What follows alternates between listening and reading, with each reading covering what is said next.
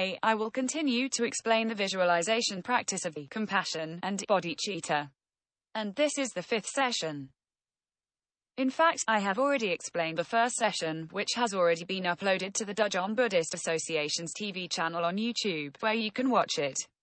The first session explains the correct explanation of the bodhicitta of emptiness, the oral pith instructions of the great perfection, and the fallacies of the crazy wisdom. The second session explains the visualization method of initiating the programming in entering into the Dharma realm to attain Buddhahood. The third session explains the oral pith instructions in attaining the Dharmakaya Buddha of the teachings on the key of life and death. While the fourth session explains teachings on the key of life and death to the oral pith instructions in attaining the Sambhogakaya Buddha. And the oral pith instructions and detailed explanation of the visualization practice on Heart Sutra. Today, I will explain the 5th session, and the title is Teachings on the Key of Life and Death 3, the Oral Pith Instructions in Attaining the Nirmanakaya Buddha, as well as a comparison on the oral pith instructions of the visualization practices between the Great Perfection and the Heart Sutra. If we aim to attain the Nirmanakaya Buddha, the best chances during one of the periods after we die, which is called the bardo of becoming. That is, when we are about to take rebirth, we have to decide for ourselves where will we take rebirth in the 6 realms, and what forms of bodies will we have. However, at this time, can we turn back, so that we can enter into some better realms, and become the Nirmanakaya Buddha? In fact, it depends on whether you know how to grasp the oral pith instructions for this stage in some visualization practices. Then, you use these visualization practices to enable you to turn back, so that you can practice again, and then you would have the opportunity to become the Nirmanakaya Buddha. Meanwhile, in the mentality level, the state of mind is also very important. This you can see it from what states would appear during the stage of the bardo of becoming. You should know what states may appear, such that you know how to deal with them. Otherwise, if you just know how to do the visualization practices but you don't know the states that involve inside this stage, that would affect you. Then really you will fail and you will miss the opportunity. You can watch the video lecture entitled Profound Studies on the Tibetan Book of the Death Series 3 in our TV channel on YouTube. It explains the stage of the bardo of becoming, so after we die, how could we manage to deal with the crisis before we take rebirth? Indeed, if you understand the crisis, you will know how to deal with it. In addition, as at that time, we have explained for more than 4 hours for the lecture, so when we produce the video lectures, we have divided it into 3 sessions. The first session is entitled The Profound Studies on the Tibetan Book of the Death Series 3, where we explain the initial stage of the bardo of becoming. It, then, follows by the middle stage of the bardo of becoming, so, at time, when we see the womb door, how can we close the womb door and not enter into it? Or, you should not be lured by the womb door to enter into it. Nonetheless, if you are lured, then you would instantly enter into a mother's womb. It can be completed within a few seconds. So, when we are alive, we have to know what it is. Indeed, you have to avoid it in the first second when it appears. You should not crave to look at it several times, and you should not walk a few steps closer to it, as its tractional force is just too great. So, how can we get to know about these womb doors? Then, you should remember to watch the second session entitled The Profound Studies on Tibetan Book of the Death Series 4. Actually, what these womb doors would look like. In fact, it turns out that they are ever-changing. Within this lecture, I have just given some very classic and typical examples.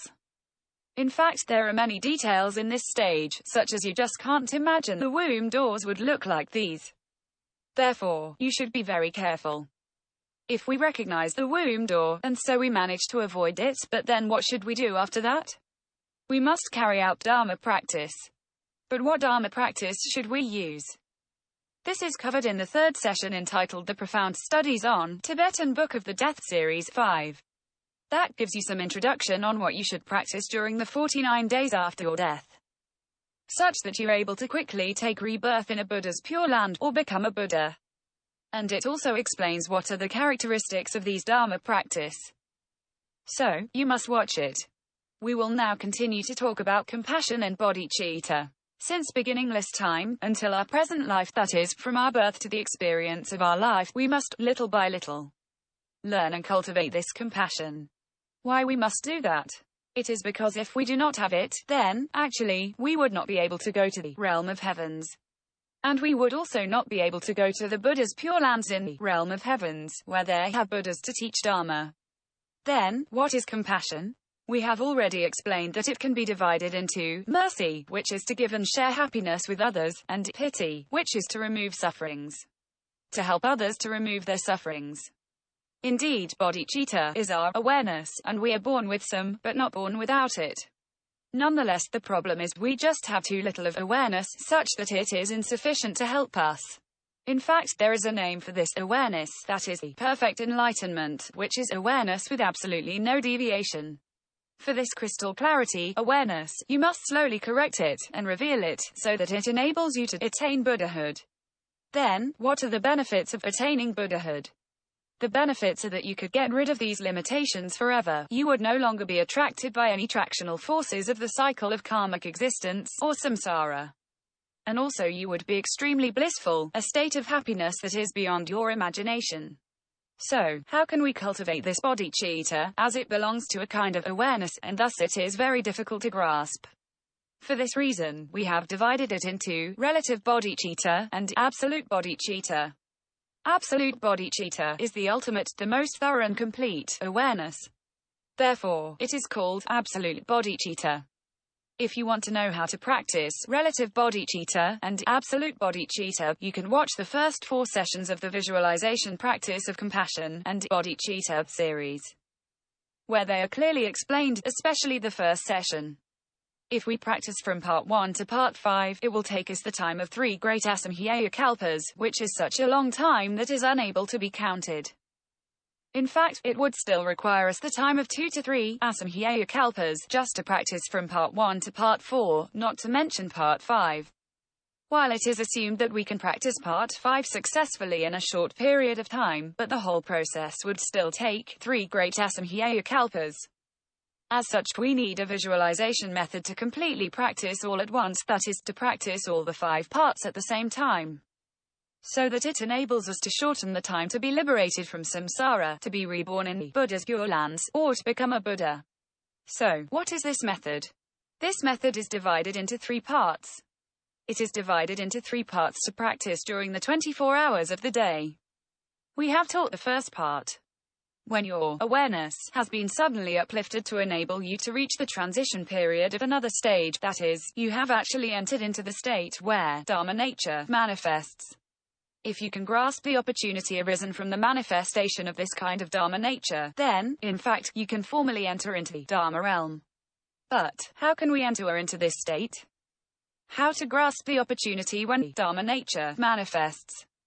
You should initiate the programming in entering into the Dharma realm, and there is a practice method to follow.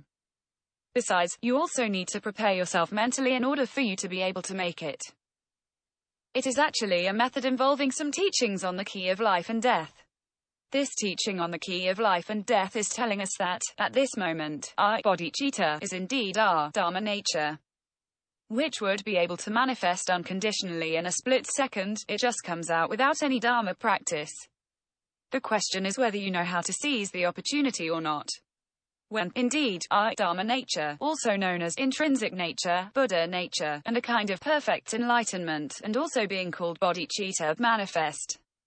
But what exactly is the opportunity for the key of life and death, and how could we grasp this opportunity?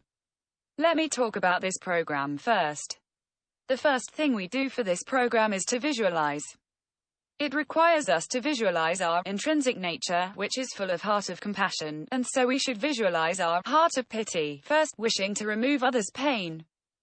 However, we do not have enough power to do this. In order to maximize our intrinsic nature, to reach the extreme, we must integrate with the perfect enlightenment of all Buddhas to become oneness. By doing so, not only it gives us the protection from all Buddhas, but it also can initiate the 100% manifestation of our Dharma nature. We then have the ability to remove others' sufferings. Therefore, we should visualize our heart of pity to integrate with all Buddhas to become oneness, and then dissolve all the sufferings of sentient beings. We not only remove their sufferings, but we should also give them the highest, the unsurpassed, the best, the most complete happiness, which is the bliss of the Dharma realm, also called bliss of Dharmata. In this way, we must arouse the heart of mercy to give and share happiness with others, and so we should act together with all sentient beings to restore the perfect enlightenment. Then, we must visualize this intrinsic nature of perfect enlightenment to be all-pervasive. And it is a kind of awareness. Indeed, this is the initiating the programming in entering into the Dharma realm. If you can do it, your bodhicitta would then be able to manifest. For details, you can watch the video in the Dudjong Buddhist Association's TV channel on YouTube, entitled The Visualization Practice of Compassion and Bodhicitta Series 2, the visualization method of initiating the programming in entering into the Dharma realm to attain Buddhahood, where you can find the details. This is also a part of the teachings on the key of life and death. If you don't know this visualization method, then you will have to take the time of 3 great Asamkhya kalpas to practice, but, in fact, it is such a long time that actually means endless kalpas. So there is actually no way for you to attain accomplishment in the end. Basically, it is likely for you to get downfall to hell, such that you would not be able to practice Dharma to help yourself to get out. That is to say, if you don't know these visualization methods, then you would put yourself into a really dangerous position, as it means that you will never ever be able to be liberated from the cyclic existence. Therefore, this visualization practice is very important for you, so you should practice it. There is the bardo, which means 6 types of transitional period, where 3 of them are referring to the stages that will appear after death. So, you can imagine how important is the teaching on the key of life and death. It teaches you the crisis and opportunity would occur after death, and how big and how many the probability for their occurrence, and also how important they are. One of the transitional period is called the stage of the bardo of dying, where our Dharma nature and our bodhicitta would appear for the first and the second time. But how we can grasp these opportunities? We have explained these in the video lecture The Visualization Practice of Compassion and Bodhicitta, Series 3. The oral pith instructions in attaining the Dharmakaya Buddha of the teachings on the key of life and death, and you can watch it in our TV channel on YouTube. The second stage is called the bardo of Dharmata. If you miss the opportunities available at the stage of the bardo of dying, then there is still an opportunity available at the stage of the bardo of Dharmata, where our Dharma nature would appear for the 3rd time. You can watch the video lecture The Visualization Practice of Compassion and Bodhicitta, Series 4, Teachings on the Key of Life and Death 2, the oral pith instructions in attaining the Sambhogakaya Buddha, and the oral pith instructions and detail explanation of the visualization practice on Heart Sutra. In today's lecture, we will talk about the bardo of becoming, which is the stage and transitional period, where we are about to enter the mother's womb at any time. However, do we still have the opportunity? In fact, I can tell you that, at this time, danger is more than opportunity. For the transitional period of the bardo of dying, you can watch 2 video lectures on our TV channel on YouTube. 1. Profound Studies on the Tibetan Book of the Death Series 1. The Keys at the Moment of Death and the Essences of Salvation, and 2. The Visualization Practice of Compassion and Bodhicitta, Series 3, the oral pith instructions in attaining the Dharmakaya Buddha of the teachings on the key of life and death. These 2 episodes have described in detail the state of the bardo of dying, and how to grasp the opportunity and avoid the danger. As long as you watch these 2 episodes, then you would know the state of the bardo of dying. If you want to know how is the bardo of Dharmata, then you should watch 2 videos. The first one is Profound Studies on the Tibetan Book of the Death Series 2, the energy transformation after death and the profound mystery of the origin of all things. Theotheranes, the Visualization Practice of Compassion and Bodhicitta, Series 4. Teachings on the Key of Life and Death 2, the oral pith instructions in attaining the Sambhogakaya Buddha, and the oral pith instructions and detailed explanation of the visualization practice on Heart Sutra. If you watch these 2 videos, you can then completely master the state of the bardo of Dharmata, so that you can avoid its dangers and grasp its opportunities. In fact, for all these explanations, what is the most important thing to talk about for the bardo of dying, that is, after we die, our mental consciousness and body will enter the state of dissolution, and our mental consciousness will also enter a transitional period of restoration. At this time, our Dharma nature will appear, and this is called the bardo of dying. while the bardo of Dharmata is the middle stage, and your mental consciousness begins to agglomerate and reform your body. And for the bardo of becoming, all have been agglomerated, including the 6 realms. And the Buddha's Pure Lands, the only thing left is where will you go? Actually, you would just like a floating feather waiting to see which realm you will fall into amongst. 6 realms? In fact, this belongs to a kind of transitional period of taking rebirth and form fixing. But why would it be so dangerous? It is because if you have been fixed to a form, then it would be very difficult for you to turn back. Unless you die again, your body would die too, then you would again have the opportunity to turn back. Hence, it is really dangerous. This process has also been quoted in the video Profound Studies on the Tibetan Book of the Death Series 3. In the Dharma of 13 Retributions of Diagargama Sutra, it has mentioned about the intermediate existence, or Antarabhava in Sanskrit and Bardo in Tibetan. What is the meaning of the intermediate existence? It is indeed a kind of state that existed in the intermediate of a transitional period. That is, after sentient beings died, and when their mental consciousnesses have not yet entered into the wombs, the virtuous and negative karmas that they are making now. Please be reminded that it uses the word now, but not those accumulated. For those would immediately have effect on you is now. At time, when your mental consciousness is about to enter a mother's womb, those virtuous or negative karmas that you make, which refers to the karma being pulled out by your thoughts at that time, would definitely determine the fruit, or consequence, of the corresponding upper or lower realm that you will go. So, at that moment, depending on the thoughts going through your mind, it will determine what realm you will be reborn and what kind of body you will have. Causes and effects never die. It means that you have already done the causal karma in the past, that is, in your numerous past lifetimes. And because of your thoughts now, your old karma will be pulled out, and will lead to consequences. That is why causes and effects never die. In other words, why is it so dangerous during the bardo of becoming?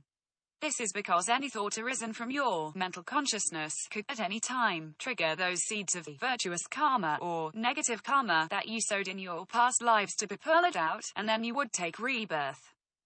If you say, your thought is quite virtuous at that time, but, at the same time, there has already been no virtuous karma available in your karmic portfolio, and that means no virtuous karma could be pulled out.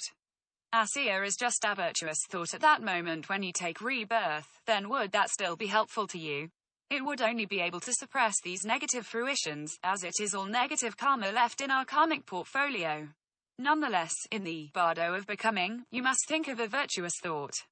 If there is no virtuous karma in my karmic portfolio, then what will I end up with, according to the Dharma of the 10 Retributions of Diagargama Sutra? The thought at this present moment is more powerful. That is, you can still rely upon this present thought to suppress all the negative thoughts in your karmic portfolio. Then, you would take rebirth with the present thought. This sentence illustrates a very important point, that is, your Dharma practice is extremely important. If you are successful in your Dharma practice when you are alive, and you're able to apply it during the bardo of becoming, so that you can apply a virtuous thought to pull out the state of your Dharma practice. As such, when you want to visualize the Pure Land of Amitabha Buddha, then it is possible for you to go there. Nonetheless, there are still other conditions needed to be complemented with. So, this is just one of the conditions that is required to enable you to successfully go to the Buddha's Pure Lands. The characteristic of this state is called intermediate existence, that is, a state existing in the middle. Therefore, bardo has another name, called the intermediate existence. But it is very difficult to grasp during the stage of the bardo of dying, as I have said before. Regarding the bardo of Dharmata, since there are lights appearing, it is relatively easier to grasp. However, during the bardo of becoming, there will appear all scenes from your past lives, all those scenes that you experience, including the appearance of the feelings and emotions of all the peoples. As a result, you are most likely to feel attached, such that your Dharma practice would easily fail. In fact, it is extremely difficult for you to practice at this stage. In other words, there are dangers and opportunities in all 3 stages. If you can grasp the opportunities, you can practice and accomplish it. For example, when you enter the Dharma realm, and you can restore the Dharma nature, then you can bring this kind of bliss of Dharmata, bliss of the Dharma realm, which is indeed an indescribable happiness, an unsurpassed happiness. And if you can incorporate this kind of happiness with emptiness, and make it to merge and become oneness, unity with no more dualistic state, and that is to merge and become oneness, then you can attain the Dharmakaya Buddha. If there appear many lights in the bardo of Dharmata, so for this kind of light, if you can use emptiness to make it to merge and become oneness, unity with no more dualistic state, and that is to merge and become oneness, then you can attain the Sambhogakaya Buddha. Thus, it is called the union of luminosity and emptiness. While for the attainment of the Dharmakaya Buddha, it is called the union of bliss and emptiness. And that is the explanation. However, if you're in the bardo of becoming, many scenes from 6 realms will be revealed. Many of your bodies from your past lives will all appear. We should regard the masked here projection of our mental consciousness. These bodies in your past lives are actually just the illusory body, so you should not cling to them. What you should do is to incorporate with emptiness to make it to merge and become oneness. Then, you can attain the Nirmanakaya Buddha. This is called the union of illusion and emptiness, or union of appearance and emptiness. Indeed, when you see different stages, you have to adapt to the different characteristics to incorporate with the characteristics of emptiness, and to make it to merge and become oneness, such that you would be able to attain Buddhahood. Regardless of how you attain Buddhahood, please firmly remember that you must enter into a kind of knowing and realizing of the state of oneness. Even for the union of luminosity and emptiness of the Sambhogakaya Buddha, one needs to enter into the knowing and realizing of the state of oneness. And it also applies to the union of illusion and emptiness of the Nirmanakaya Buddha.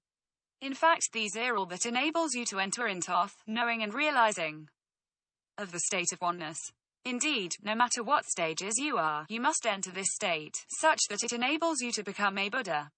In fact, no matter which stages you attain Buddhahood, that is, whether you attain the Dharmakaya Buddha, the Sambhogakaya Buddha, or the Nirmanakaya Buddha, you would simultaneously possess all 3 bodies.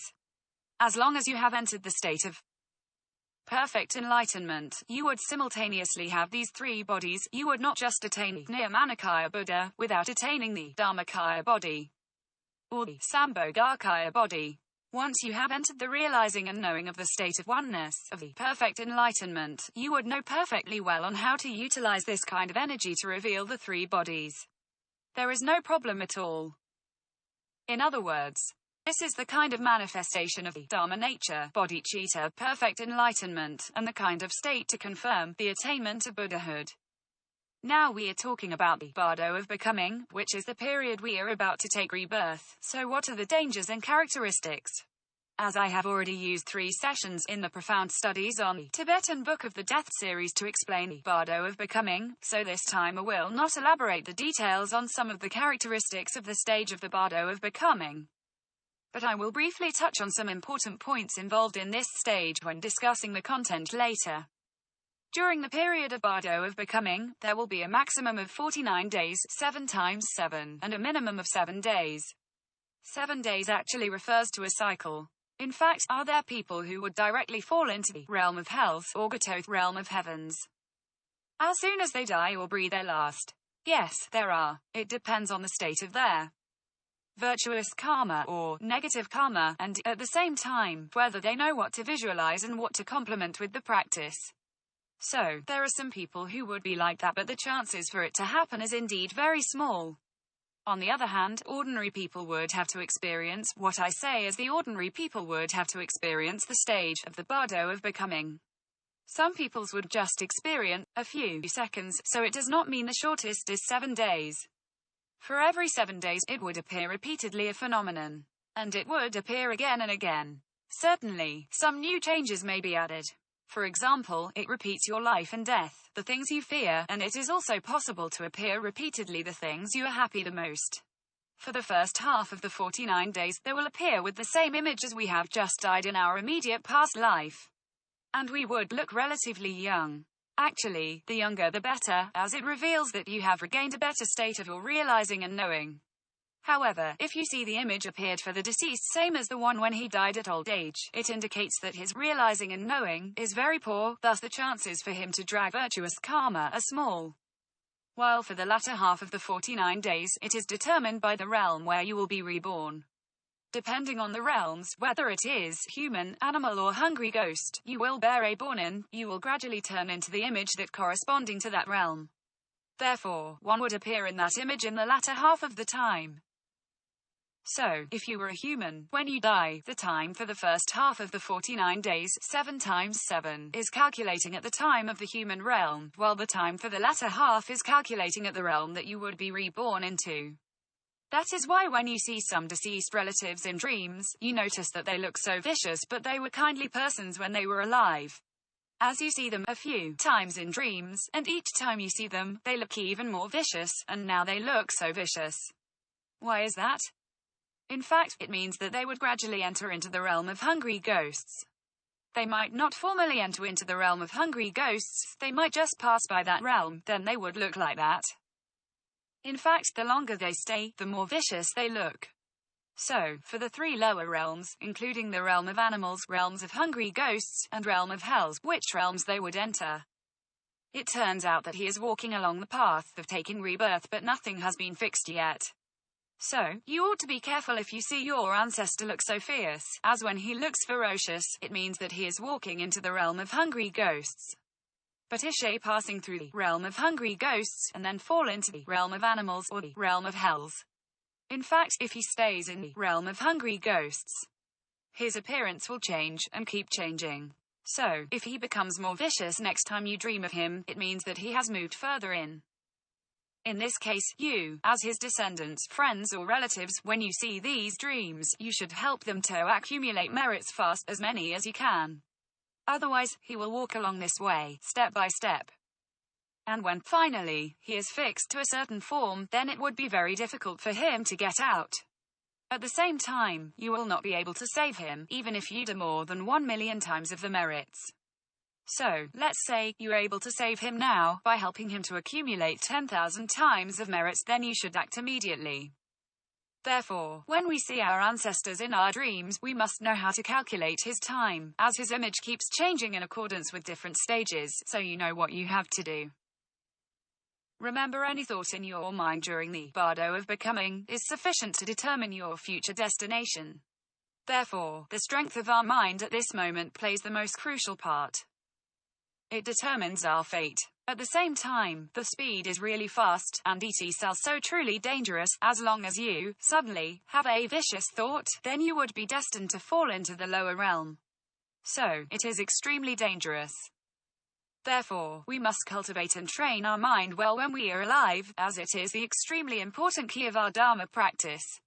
Please don't say, I have accumulated lots of merits when I was alive, establishing many charitable organizations and helping many people, so I'm such a good person to spend so much money to help other people, and thus there is no reason that it will end up badly. It turns out that this is the seed from your virtuous and negative karmic portfolio. Let's say, you are training your mind now. The state of your mind at this moment is indeed the most important. Is there any Vedantas, respectable Dharma practitioners, said this before? In the precious Garland, Sanskrit Ratnavali, Bodhisattva Nagarjuna said that, the biggest defilement in the sentient beings' minds will determine which realms they will take rebirth. So, this is indeed Abhagashu. For the 3 poisons, greed, hatred and ignorance, which one you have the most? I am ignorant all the time and working carelessly. I don't even know if I have made mistakes, and also I do not practice Dharma. Then, it is going to be troublesome. Since your ignorance is very heavy, therefore the thought of ignorance will lead you to be reborn in the realm of animals, which is going to be troublesome. You say you disagree. I have done so many virtuous deeds. I often visualize myself as human. So, will I be able to enter into the realm of humans? This is hard to say. It is not that you visualize yourself to be reborn as human, then you can be reborn as human. There are limits subjected to many conditions. In Agama Sutra, it is said that, it is by chance and condition. For taking rebirth as a human, even you have lots of virtuous rewards to enable you to be reborn as a human. Even you have done a lot of virtuous deeds and you are good at visualization, but it is still a matter of chance and condition for you to be able to be reborn as human again. The chances and conditions is like that, a blind turtle stretching its head from the bottom of the seabed once every 100 years. There happens to have a piece of wood on the surface of the sea and the turtle's head gets passed through a hole in the wood. With this explanation, you know the probability for you to be able to be reborn as human again is very small. Then, in Sutra of Trapasand Balika, it is said as a metaphor that the probability for one to be able to take rebirth again into a human body is very small. It seems like that. When you stand on the top of the Mount Meru, or Sumeru, as high as the top of the Himalaya, there is a single filament of silk drifting down. This filament is quite long and is falling down to the foot of the mountain. And there is a person at the foot of the mountain holding a needle, where the pinhole in this needle is also very small. In addition, the high wind is blowing continuously. And the probability for you to be able to take rebirth again as human is similar to the probability for this filament to be able to pass through this pinhole, which is indeed quite small. Next, in the Mahaparinirvana Sutra, the Lord Buddha Shakyamuni said that it is very difficult to obtain a human body. It seems like that. I am now free to take a handful of sand from the ground, and then put the sand in the palm of my hand. The number of the sand in my hand is like the number for those who could regain a human body, while the number of all the sand and soil on the ground would be those who have lost and are unable to regain their human bodies, and thus they will take rebirth in the lower realms, which is the 3 lower realms. In fact, like the human realm, it is equally difficult to get to the realm of heavens and the realm of asuras. So, it is very easy to fall into the 3 lower realms. Is there any Buddhist sutras mention this? Of course. Yes. It has detailed the probabilities of entering into the 6 realms. In the 64 scroll of the 80 scroll version of Atamsaka Sutra, it said that it is very difficult to obtain a human body. That is, the sentence has used extremely precious as a metaphor. In the commentary to the Code of the Bodhisattva Precepts in the Brahmajala Sutra, it states that it is rare for you to have a human body now, but you don't practice, and no one forces you to practice Dharma. So, once you lose this human body, then you could not recover it in 10,000 kalpas. That means you have to experience 10,000 kalpas, but you may still not be able to take rebirth as a human, so this is called not recover it in 10,000 kalpas. You see that it is using time to calculate. While according to the 23 scroll of the Mahaparinirvana Sutra, it said that it is rare to gain a human body, the time for sentient beings to have it is just like the broad-leaved epiphyllum flowers briefly. So, you see that it is also using time to explain. However, it states that if you fall into the realm of hells, then it will last for a long time, so you just don't know how many times you have to die in the hell, but there is still no end for it. Indeed, when you have a human body, you would just live for a few decades, so it is like the broad-leaved epiphyllum flowers briefly. Hence, comparing to the time for you to stay in hell, the human life just finishes in a very short period of time. Is there any Buddhist sutra recorded about the probabilities of taking rebirth in the 6 realms? Yes, there is. In Samyukta-Agama, you are advised to compare the probabilities of being reborn in the 6 realms. Firstly, the sentient beings of hell are like the dust of the earth. You can imagine the dust that floating in the air. While for all the dust in the earth, including those floating in the air, the amount of these is equal to the amount of sentient beings in hell. You will say, I don't believe it, as I have not done any negative karma, so why would I still get downfall into the hell? It is related to the thoughts in your mind. Since it is quite easy for us to have hateful and bad thoughts, so we will get downfall into hell if we are not careful enough. As there are many sentient beings in the air, so when you breathe, you would actually have committed killings. Therefore, how can you say that you haven't committed killings? You say, can I not breathing the air? But you would die, so you should have done negative karma. When you walk, would you carelessly step on ants and kill them? You would have done so, even if you were vegetarian from birth to now, you would still have committed killings. Since there is life in the drinking water, many microorganisms are living in the water, so when you boil the water to drink, then you should have committed killings. Think about that. Chances for us to do negative karma should definitely be much higher than the chance for us to do virtuous karma, and the difference is huge too. So, what can we do? As the Lord Buddha Shakyamuni said in the Buddhist sutras, for all sentient beings, in fact, most of them would have the chance to enter into the realm of hells. What about the realms of hungry ghosts? You said earlier that, after we die, most of us would get downfall into the realm of hungry ghosts very easily. I have mentioned this before, during the transitional period, as you still remember clearly your own human body and appearance, and the fact that you still have some virtuous karma. So what would happen? After you die, when you pass through the realm of hungry ghosts, but your appearance will slowly become ferocious, and you would then slowly enter into the realm of hells. Indeed, you would enter Intoth, realm of hells at last. But why? Because it is a vicious circle. Once you have gotten down fall into the realm of hungry ghosts, you will have lots of defilements. Actually, you would be very easy to get angry because the environment there is really bad. You are very hungry. You feel very ruined. You suffer a lot. You just can't bear the sufferings, so you would definitely lose your temper. As you lose your temper, but your appearance would become more and more ferocious, and therefore, your nature of mind would also get worse and worse, so there is no way for you to turn back. The amount of sentient beings in the realm of hungry ghosts is like the sands in the Ganges. So, how many sands does the Ganges have? Compared to the dust of the world's land, it is indeed a lot less, but it is still quite a large amount. That is to say, there are still lots of sentient beings getting downfall into the realm of hungry ghosts. Animal refers to those born from the side. Animals are like lees. What are lees? Lees are debris left after fermentation of wine. So, how many lees are there in the whole world? There are many, but, of course, the number is far fewer than the number of sands in the Ganges. But you should know that there are still a large number of animals, and its amount should be higher than the amount of human beings. Like the number of ants in a pot, it may already be more than the amount of human in a city. Therefore, the Buddhist sutra said that the number of animals is equal, as a metaphor, to the number of lees. The realm of Asuras belongs to the realm of heavens. However, Asuras have heavy mind of hatred. And the amount of Asuras is like snow filling the whole sky. When you see the snow falling, you see the snow scene. You know the snowy place, but how many places in the world would snow? And it is like the amount of Asuras. So, it is small. Humans and heavenly beings are the most difficult to be reborn to. The number of them is equal to the dust in the nails, so, how many people are there in the world? How many nails are there? How large is the area of the nail? So, the total amount of the dust is indeed quite limited. In other words, according to the Buddhist sutras, if you insist on not practicing Dharma, then once you die, you would really have a very small chance to regain a human body. There are also some characteristics of the stage of Bardo of becoming. As there are some deficiencies in its structure, so sentient beings cannot see the light from the sun and moon, and therefore we could only rely on the weak light in front of us.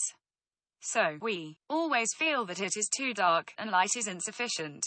As a result, it is easy for us to get angry and panicked, and we do not know what we can do. So, what do we need to practice when we are alive then? You should practice some Dharma methods that involve originating light. If you do not know any Dharma method to originate light, then when you are at the stage of the Bardo of becoming, you would feel that it is too dark. Let's see the realm of humans. Even if you have the virtuous rewards to enable you to be reborn as human, but the competition is still fierce. Imagine when you're about to enter the mother's womb, how many sperms are there? There are hundreds of millions of sperms fighting to get into one egg. You can imagine how competitive it is. You have really a very small chance to compete successfully to take rebirth as a human. Indeed, you have a short time to survive, but you have a long time to wait. So, you keep waiting to see if there is an opportunity to enter a mother's womb. But the longer you wait, the more virtuous rewards it requires. So, it is really hard. The realm of hungry ghosts is easier to enter after having the last breath. Many have fallen into the realm of hungry ghosts because they do not practice Dharma, and also they do not know how to practice their nature of mind, so they would fall immediately into the realm of hungry ghosts. It is only a question of whether they will fall further into the realm of animals and the realm of hells. So, how does one move from the realm of hungry ghosts toward other, lower realms, step by step? How does one's appearance likely to change? And how many kinds of ghosts are there? Some are ghosts with virtuous rewards, and some are miserable ghosts. There is a video entitled The World After Death Series 4, extrapolating the fate of the future, and the method of practicing the right concentration, available in our TV channel on YouTube, and you can watch it to learn more.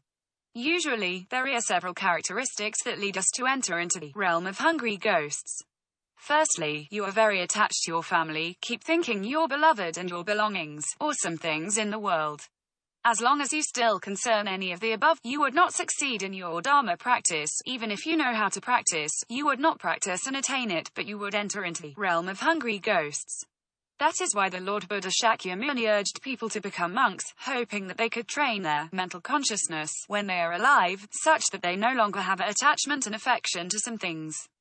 Nonetheless, some monks still like to do these. There is a case being recorded in a Buddhist sutra, where a monk like Kasaya robes of fully ordained Buddhist monks and nuns very much. He felt that if he wore a beautiful Kasaya begging out, then he could receive more offering. And so do other monks also like Kasaya. Therefore, they like to snatch for Kasaya. When there were a large number of Kasaya offered by meritorious persons, they would like to snatch for those Kasaya and grab the most beautiful one.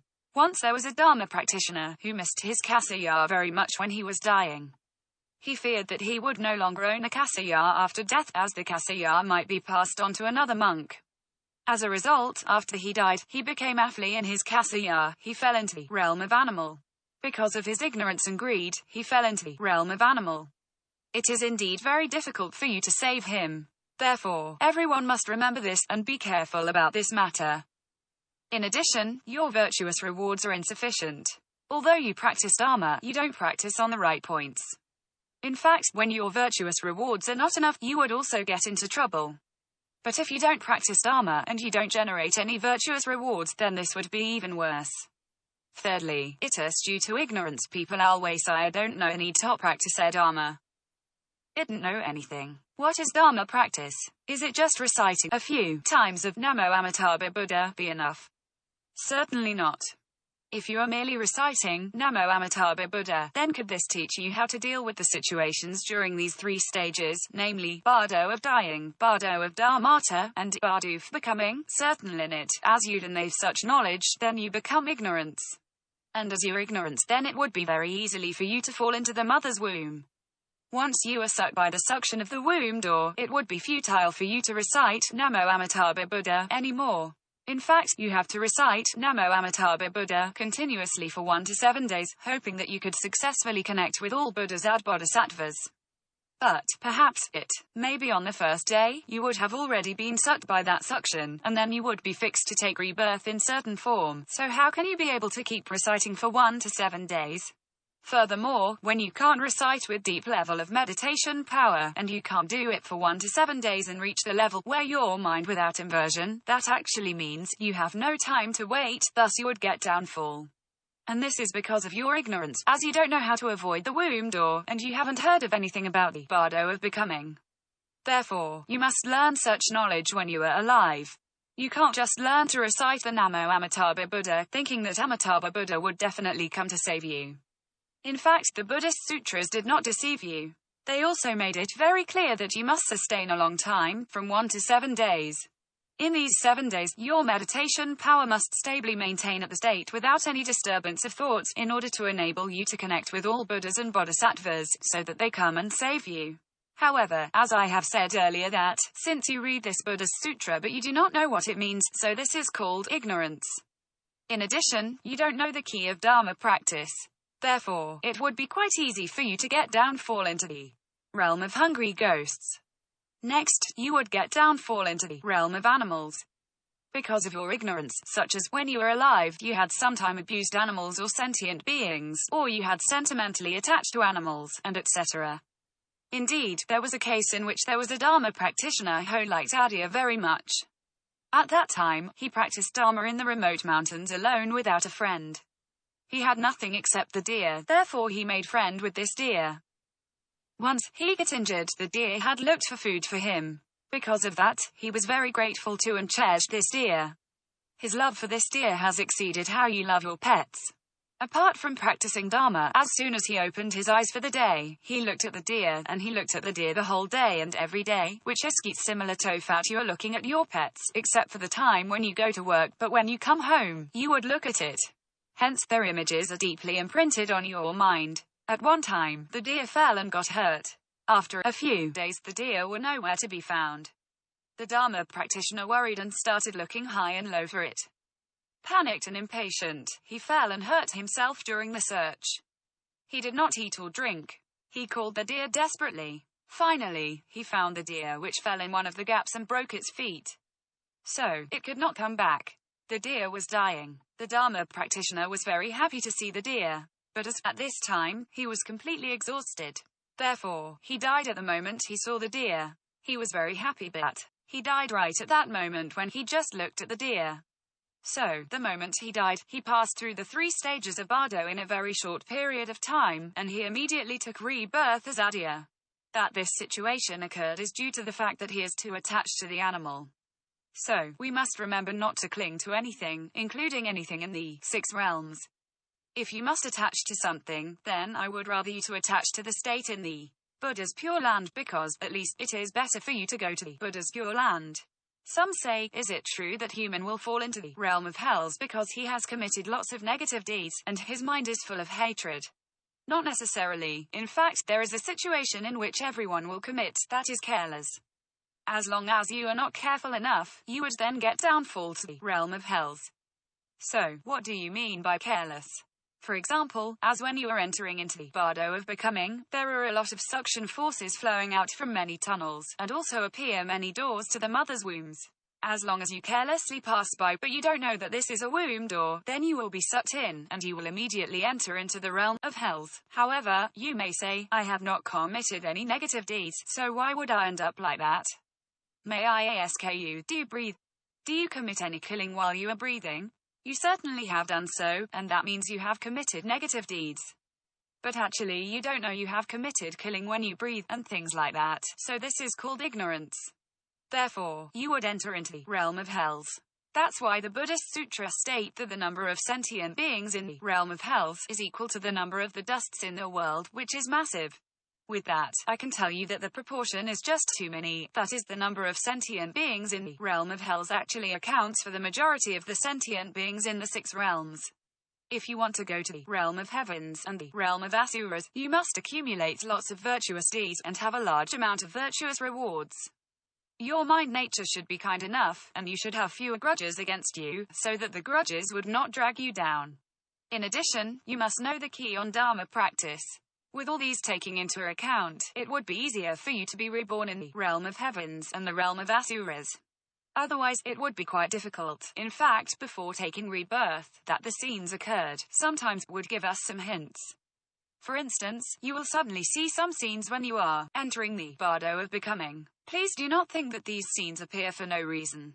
Actually, this is your own mental consciousness, as it is getting close to the magnetic field of that realm that you are going to take rebirth, and therefore it will automatically appear. So, these scenes are not what Buddhas and Bodhisattvas try to show you, but they are the manifestation of your own mental consciousness, which is the projection of your own mental consciousness, letting you know which realm you will be reborn. Since your nature of mind is leaning toward this realm now, so you'll take rebirth to this realm accordingly. So, you could have a clear understanding of the doors to the mother's wombs. You can watch our video lecture entitled, The Profound Studies on the Tibetan Book of the Death Series 4, What is the Door to a Mother's Womb, and do you have a choice? You must remember to watch this video, because these womb doors are related to the realm that you will be reborn. You may say, as we are about to take rebirth, so do we still have a choice? Yes, we have a choice. We can use our Dharma practice to avoid these womb doors and re-choose again. So, we must have this kind of knowledge, otherwise, if you don't know, then once you take rebirth, you would be in trouble. What if I pretend that I do not see it, and I forget about it and have no fear, and I believe that as long as I do not think about it, then it would be fine? Anyhow, you would definitely go ahead to take rebirth. Not that, if you are not thinking about it, then you would not take rebirth. Indeed, if only you take rebirth, then it means that you would be fixed to a certain form. And when you are fixed to a certain form, then you have to bear the retributions. As long as you bear the retributions for his new life, it means that life in this period become your past life and is gone, and you will have to die once again in order to have another chance. There is a Dharma practitioner who noticed, so, after he opened his eyes and saw all around him were pigs. He walked close to Asmil Pond and looked clearly that he himself was also a pig, and he was eating pig feed. So, he thought if he continued to eat pig feed, which is a karmic traction, so if he continued to eat it and ate a lot of it, then he would take rebirth again and again as a pig in many future lives, and he could never get out. Therefore, he would rather die instead of eating these pig feed, as pig feed would bring him closer to the pig's magnetic field, such that it would make him to take a rebirth as pig in the future. So, he would rather die instead of eating pig feed. Then, what has happened to him? As he had practiced Dharma before and there was still spirituality remained in his mind, so he knew that he should not continue to be a pig. Therefore, he did not eat these pig feed anymore, trying to starve himself to death, so Tada was no longer get connected with this magnetic field. Consequently, he starved to death because he did not eat any food. After death, he managed to be liberated from the realm of animals. You may say, as I don't know all these, and I am hungry, so I will continue to eat. But if you continue to do like that, then you would never be able to get rid of the realm of animals, according to the Buddhist sutras. As long as you enter the realm of animals, then you just don't know how many hundreds of thousands of kalpas you have to be there, and you would never be able to get rid of it. And this is cited in a Buddhist sutra, the Durgagama Sutra, but I will not make reference of it as it will take too long to talk about it. Actually, these womb doors are the projections appeared when you were about to get rebirth during the stage of the bardo of becoming. You may have learned these when you were alive, or whatever it is. Or, there are a lot of people who don't know anything, but after they died during the bardo of becoming, there are many other sentient beings in the spiritual world let them know these. And they also see a lot of people who are sucked in by that cave, and they also heard lots of miserable screams.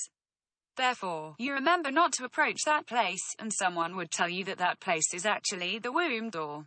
Consequently, people get scared after knowing this. But what the door to a mother's womb mean? Actually, a door of any house could be the door to a mother's womb.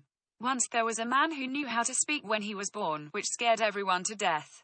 Later, when he grew up, he then let other people know that he still recalled the memory of taking rebirth in his past life.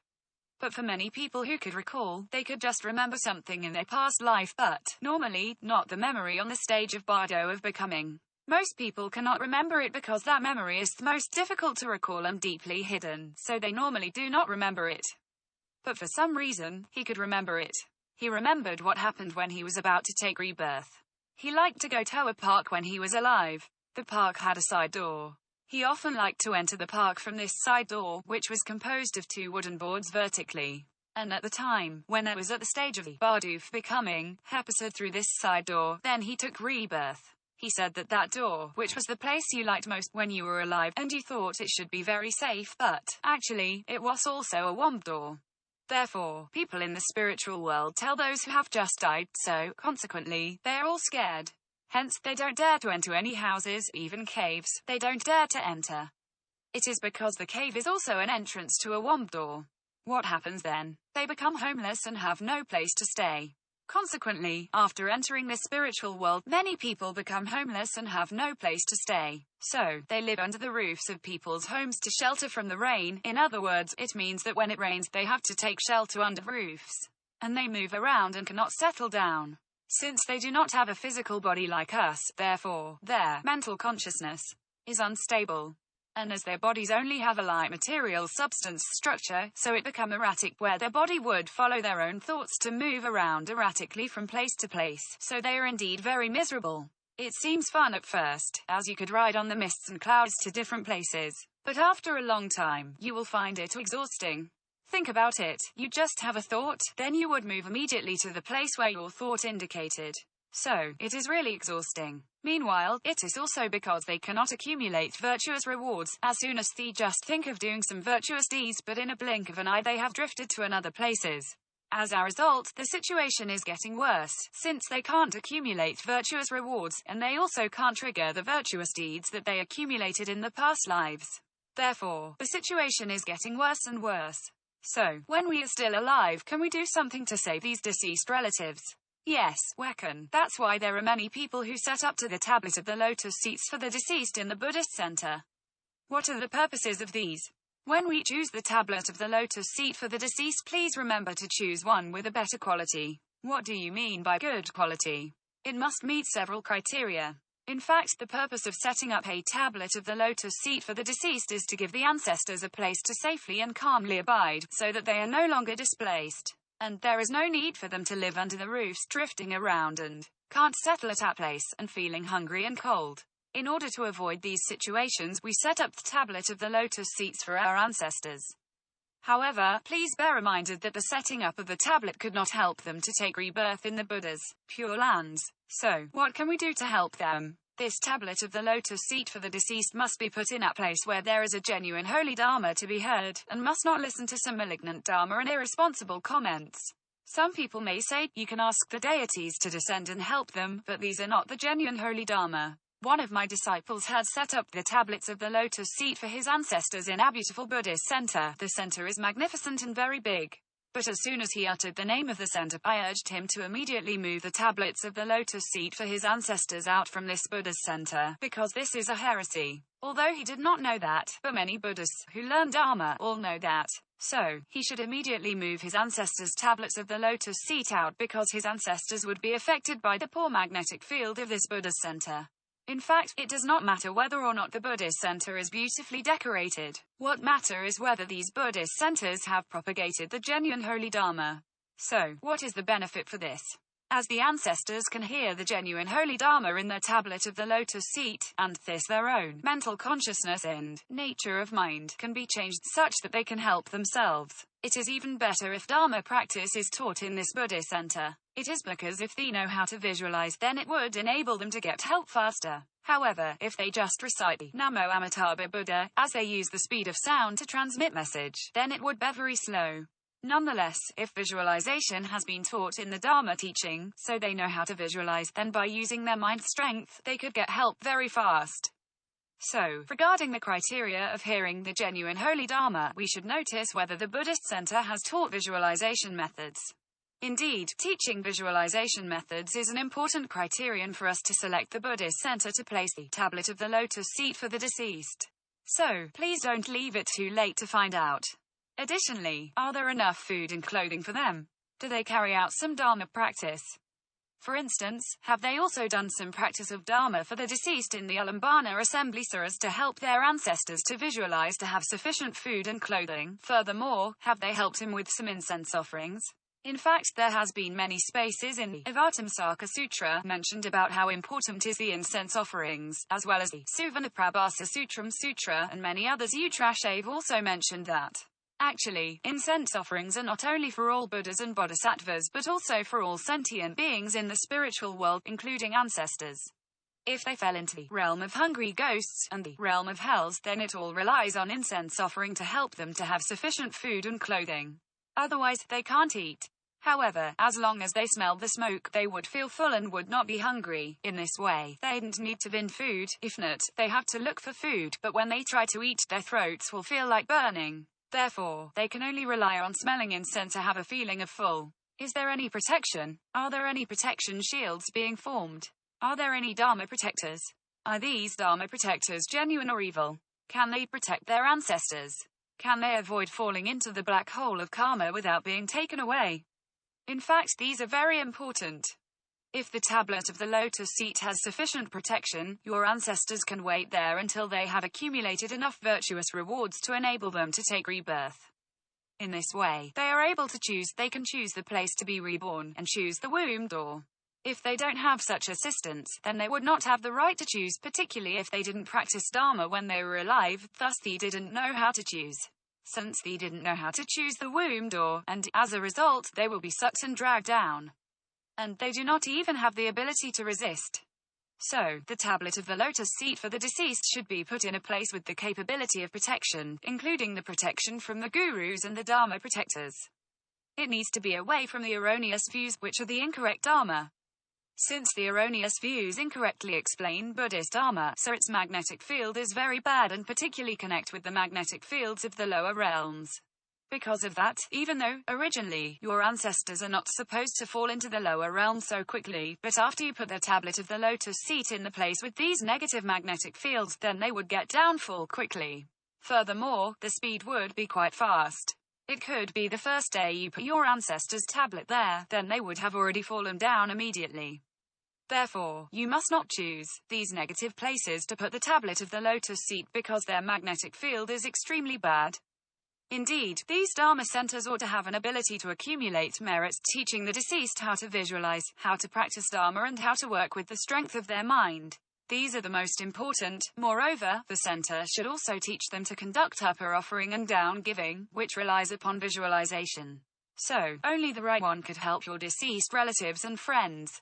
That's why I would like to let you know that there are different types of the tablets of the lotus seat for the deceased. And it is indeed a big deal if you choose a wrong one. Therefore, you must be careful about its inner elements. I often refer these tablets of the lotus seat as the interim zone during the bardo state. Why? Since the deceased remain in the bardo, and nothing has been fixed yet, so if they have protection, then they could accumulate merits quickly. Hence, these teachings should have visualization, in order to enable them to go to the realm of heavens and Buddha's Pure Land easily. In fact, these are the places that you need to pay attention to. You may say, apart from the tablet of the lotus seat for the deceased, can I ask someone to carry out the practice of Dharma for the deceased? There are actually many kinds of the practice of Dharma for the deceased, and one of them could help the deceased to accumulate merits, like for instance, you can help the deceased to recite Buddhist sutras, mantras, or some prayers for the deceased. But, as you know, it is very slow to accumulate merits through sound.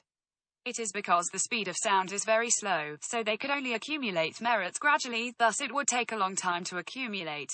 There is a moderately fast practice of Dharma for the deceased, which involves visualization. But why do we say this kind of practice of Dharma for the deceased is moderate? Because it depends on what they are going to visualize to determine the level.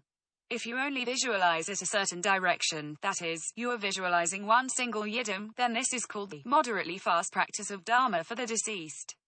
Which direction do your ancestors or your relatives go in the bardo of becoming, after they die? The east, south, west, north, up or down? In which direction exactly? Within the 360 degrees, what degree do they locate? It turns out to have its effect. For instance, if the yidam is at the west but your ancestor has gone to the east, so in that case you are carrying out practice of Dharma for the deceased in the west, trying to help your ancestor in the east.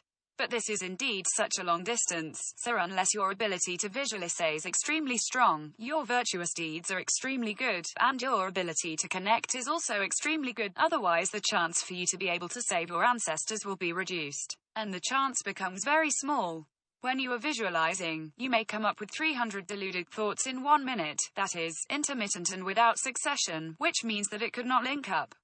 As a result, you cannot establish the connection. So, what is the method that is extremely fast and also have visualization? We usually use 360 degrees to calculate. Is there any practice of Dharma for the deceased that covers all 360 degrees? In Tibetan Buddhism, there is a practice of Dharma for the deceased called 100 Peaceful and Wrathful Deities, which includes 100 Buddhas and Bodhisattvas. Now I only introduces the 42 peaceful deities, which includes the Dharma body of Buddha Shakyamuni, that is Buddha Vairocana, and also the Dharma body of Buddha Amitabha, that is the Buddha of Infinite Light. That is not the end of the list. For those Buddhas and Bodhisattvas we normally know, please note that on the red frame line, like Bodhisattva Ksitagava, Bodhisattva Avalokitesvara, Bodhisattva Maitreya, Bodhisattva Samantavajra and Bodhisattva Manjushri. Moreover, there are also the 6 emanations, or 6 munis, of the Lord Buddha Shakyamuni for the sentient beings in each of the 6 realms. For instance, regardless of the realms of heavens, non-heavens, asuras, humans, animals, hungry ghosts and hells, there is a munis for each of the 6 realms. Munis is the name of the Lord Buddha Shakyamuni, and it means the Lord Buddha Shakyamuni. It is because he is our root teacher, our fundamental master, in this world. Therefore, in order to save sentient beings of this space-time, he has manifested to the 6 realms, and that is why he exists all over the 6 realms.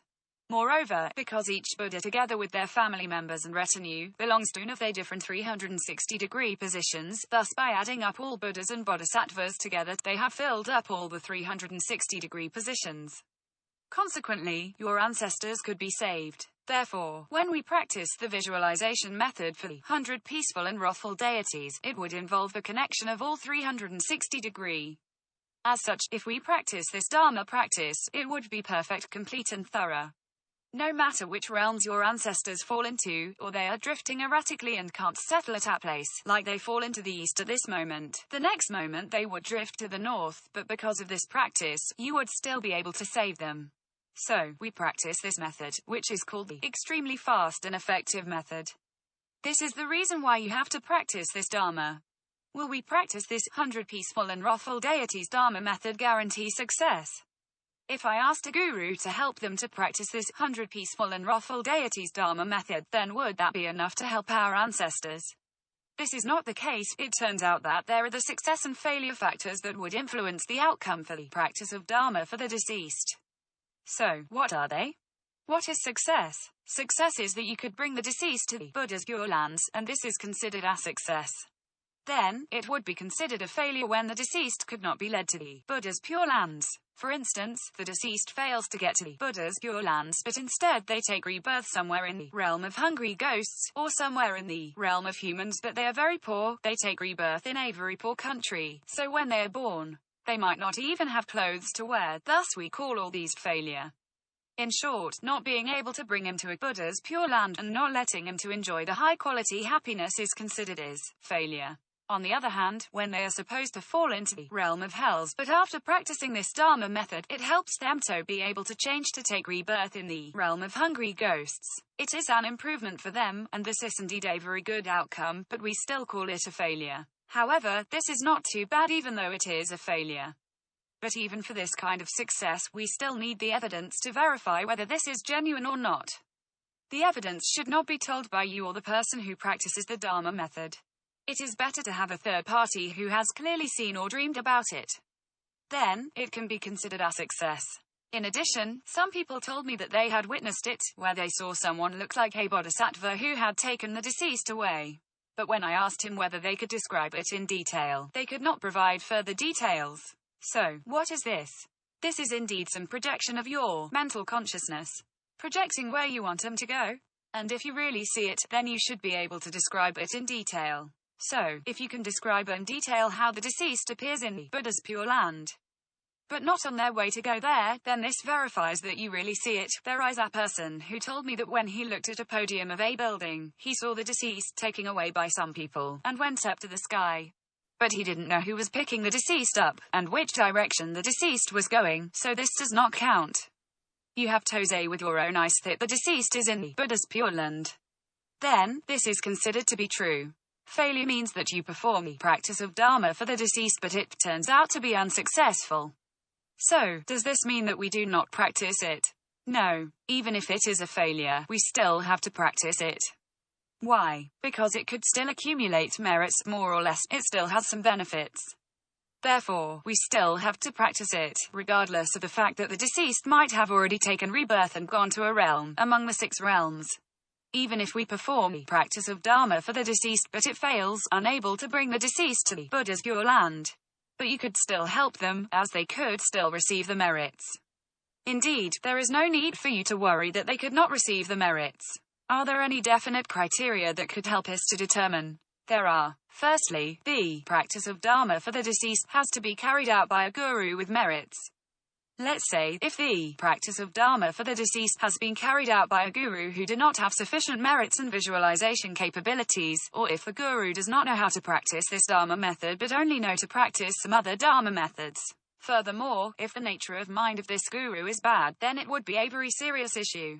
You should know that the purpose to perform the practice of Dharma for the deceased is trying to help our relatives to get better, not getting worse. But if you let a guru with a bad mind nature to carry out the Dharma method, then you would make your relatives getting several times worse. As they would actually lead your ancestors to take rebirth in some very bad places. Indeed, it not only cannot accumulate any merits for your ancestors but also leads them to getting worse and worse. Therefore, we should be very careful about that. Now let's see what it means by good mind nature. Good mind nature means good magnetic field. Good magnetic field could connect with the magnetic field of the virtuous, higher realms, so that is why a guru with good magnetic field could help your ancestors to take rebirth in the higher realms. It is because of the good magnetic field. Then, what is the bad mind nature? It means poor magnetic field, which connects directly with the negative, lower realms. Thus, if you ask a guru who has already connected with the lower realms to carry out the practice of Dharma for the deceased for your ancestors, then it is like sending the sheep to the tiger's mouth. That is, you actually sent your ancestors to a place where they could not get out. So they would be trapped there. This is really tragic.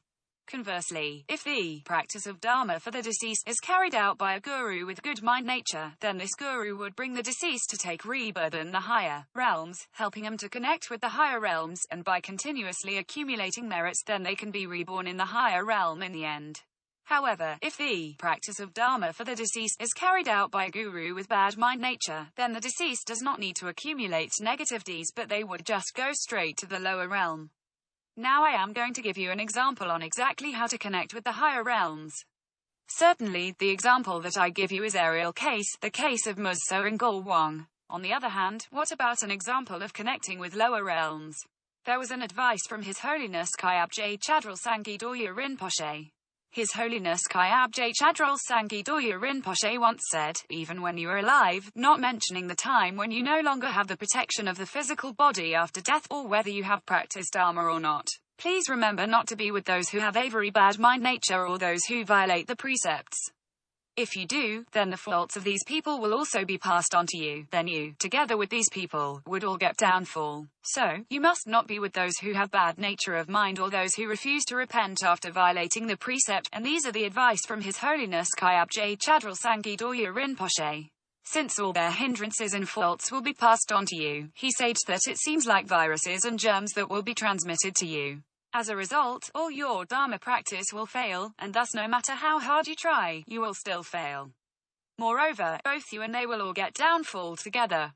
Therefore, His Holiness once said that we must not be associated with these people. Think about that. You have already been advised not to be with these people when you are alive. But let's say, if you find these people to help you to practice Dharma, hoping to help your ancestors, then it will actually be doomed to failure. In fact, it is prohibited to contact him when we are alive, as if we do so, we will get downfall together with them, and our Dharma practice will fail. So, we must not communicate with them. But now you are asking them to practice Dharma to help your ancestors. Then, your ancestors will definitely get into trouble. Not only you have a fault, but you also affect your ancestors. Then, what is the good one? What are the success factors? We are going to explain them now. If you go to watch the video lecture in the Dojong Buddhist Association's TV channel on YouTube, there is a video lecture entitled, A Rare Real Case with Witness and Full Description of Being Reborn in the Western Pure Land of Ultimate Bliss, which has a detailed explanation about that. So, you have better watch it. Moreover, you can also find the descriptions from another video lecture entitled, Are There Women in the Western Pure Land of Ultimate Bliss? What is the process for the case of Soengul Wang who successfully took rebirth in the Western Pure Land of Ultimate Bliss? In fact, Soengul Wang had taken refuge to the exoteric Buddhism, or Sutrayana, and reciting the Namo Amitabha Buddha for over 40 years. Moreover, she had been vegetarian for many years. In 2007, she took refuge to the Vajra Master Yeshe Thay and Vajra Master Pemaladran, and she died in 2014, so she had taken refuge with the Guru Masters for 7 years. 7 years is a perfect and complete number, so I feel that Soengul must have great virtuous rewards. Soengul had been reciting the Namo Amitabha Buddha for more than 40 years. Her daughter Said told me that she really wanted to help her mother. Shedded and Twanthermo to have a slim chance to take rebirth in the Buddha's Pure Land. In order to fulfill her mother's wish to be able to increase the chances to take rebirth in the Buddha's Pure Land, therefore her daughter asked her mother to take refuge to us. Finally, Soengul had taken refuge and had been with us for 7 years, and by just complete such a perfect number of 7, she passed away. She passed away on the 19th of March 2014 at 4 p.m. We then practiced a Dharma method for her on the same day at 6 p.m. to send her directly to the Western Pure Land of Ultimate Bliss. Please think about that. We could practice the Dharma method to help her on the same day. The chances for it to happen, even for our own disciples, are very small. Why? It was a coincidence because her daughter was taking a precept exam on the same day. Before coming to see us to take the exam, her daughter said goodbye to her mother Soengul. And Soengul blessed her and hoped that her exam would be successful. During the exam, she received a phone call saying that her mother had passed away. As such, we were very able to know this matter immediately, and then we carried out a Dharma practice for her right away. So, time is also a success factor. Of course, I am not saying that it guarantees to succeed for all the disciples that I help them to practice Dharma, as there are many other criteria to be met which will be discussed later. Although we brought Soengul to a Western Pure Land of Ultimate Bliss successfully, however, because her karmic obstacles was still thick and solid, so she could only stay in the lotus, but the lotus had yet to bloom, so she was unable to see the Buddha. As such, no one had dream of her, and thus no message about her had been passed on to everyone. We didn't have any message about her. Even we had already helped her to practice the Dharma method, but we were still unable to receive any message from her. But 4 days later, it was such a coincidence. Actually, Soengul had such a great virtuous reward. She had been reciting Namo Amitabha Buddha for more than 40 years, so she had accumulated lots of merits. With these merits, she could take refuge to us for 7 years. Upon completion, she died, and we knew she passed away and carried out the Dharma practice for her right away. And after 4 days, it happened to be the auspicious day Upavasartha observance day, where we would recite precepts, so we could employ the powers of precepts and samayas in forming a protective shield of electromagnetic field to carry out the Dharma practice to help her, so that the lotus could bloom, and she could see the Buddha. Indeed, she had such a great virtuous reward. Why? Because she had Akant heart, she had been a vegetarian for a long time, and she observed precepts very well. It was also not a waste for her to recite the Namo Amitabha Buddha for more than 40 years, as these merits accumulated had successfully brought her to find us. Therefore, it triggered even bigger, virtuous karma to come out. So, please don't look down on reciting Namo Amitabha Buddha, as even she recited in this way, but still she could slowly accumulate merits. Indeed, it was such a great merit accumulated for her to recite Namo Amitabha Buddha for more than 40 years. 4 days later, on the 23rd of March 2014, Vajra Master Yeshathe and Vajra Master Pemaladron led all disciples on the Dharma ceremony of Upavasartha observance day to recite precepts and repent. Upavasartha, held once a month, is an important Dharma ceremony. But why is this Dharma ceremony so good? It is because no matter to what extent you have violated the precept, as long as you can repent on this monthly Dharma ceremony soon as you can, then you would still able to cleanse lots of karmic obstacles. So, if it is not too late, after violating the precept, you can still get help. Furthermore, it is witnessed by the gurus and the lineage masters, and also the gurus would lead and guide you to recite precepts and retake the precepts again, so you can cleanse your own sins and obstacles, and become clean at a very fast speed, and in a complete way. Therefore, we hold the Upavasartha observance day once a month, in order to safeguard our disciples in the future. When practicing Dharma, they could get to the Buddha's pure lands fast and successfully. You say, if one has become my disciple, but often not taken part in the Upavasartha, then one will be left behind, as one does not get the help from the magnetic field. At that time, we particularly practiced one of the Dharma methods of Vajrasattva, also being called as 100 peaceful and wrathful deities, and the Dharma method is indeed the practice of Vajrasattva to remove obstacles. We practice this Dharma method in order to help Surangor to remove obstacles, so that she could have the lotus bloomed and thus she could see the Buddha. But whether it is a success or not, it needs to be verified by a third party, who could witness Surangor in the Buddha's pure land. Subsequently, 7 hours after practicing the Dharma, an Indonesian maid named Titik, who had taken care of Surangor Wong's daily life for 4.5 years, saw Surangor in her dream at around 2 to 3 a.m. on the 24th of March 2014. Titik was not a Buddhist at that time, and she had believed in another religion for a long time, so she did not know Buddhism at all. But when she dreamed of Surangor Wong that night, she saw Surangor was appearing in an indescribable blissful place where there were countless times magnificent than the human world. Let's take a look at her experience then. It is because when you look back at this video, you will find that it is very long, so now I will bring it down to 3 minutes. It turned out that, in her dream, Titik saw Surangor Wong sitting on a very large lotus. There she also saw a lotus pond, which was boundless and had such countless lotuses. There were many men standing on the lotuses. Surangor Wong was the only woman there, and she was seated on a lotus while all men were standing. They were all facing towards her, seems like round and round of rings surrounding a circle, and Surangor Wong was right in the middle. At that time, she looked very young and was seated in Padmasana, or full lotus posture.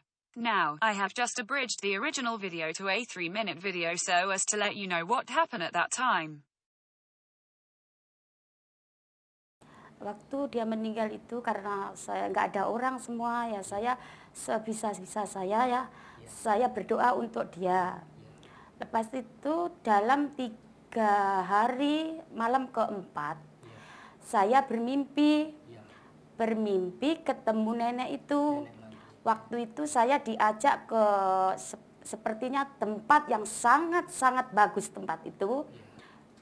Tempat itu semua bunga. Semua bunga.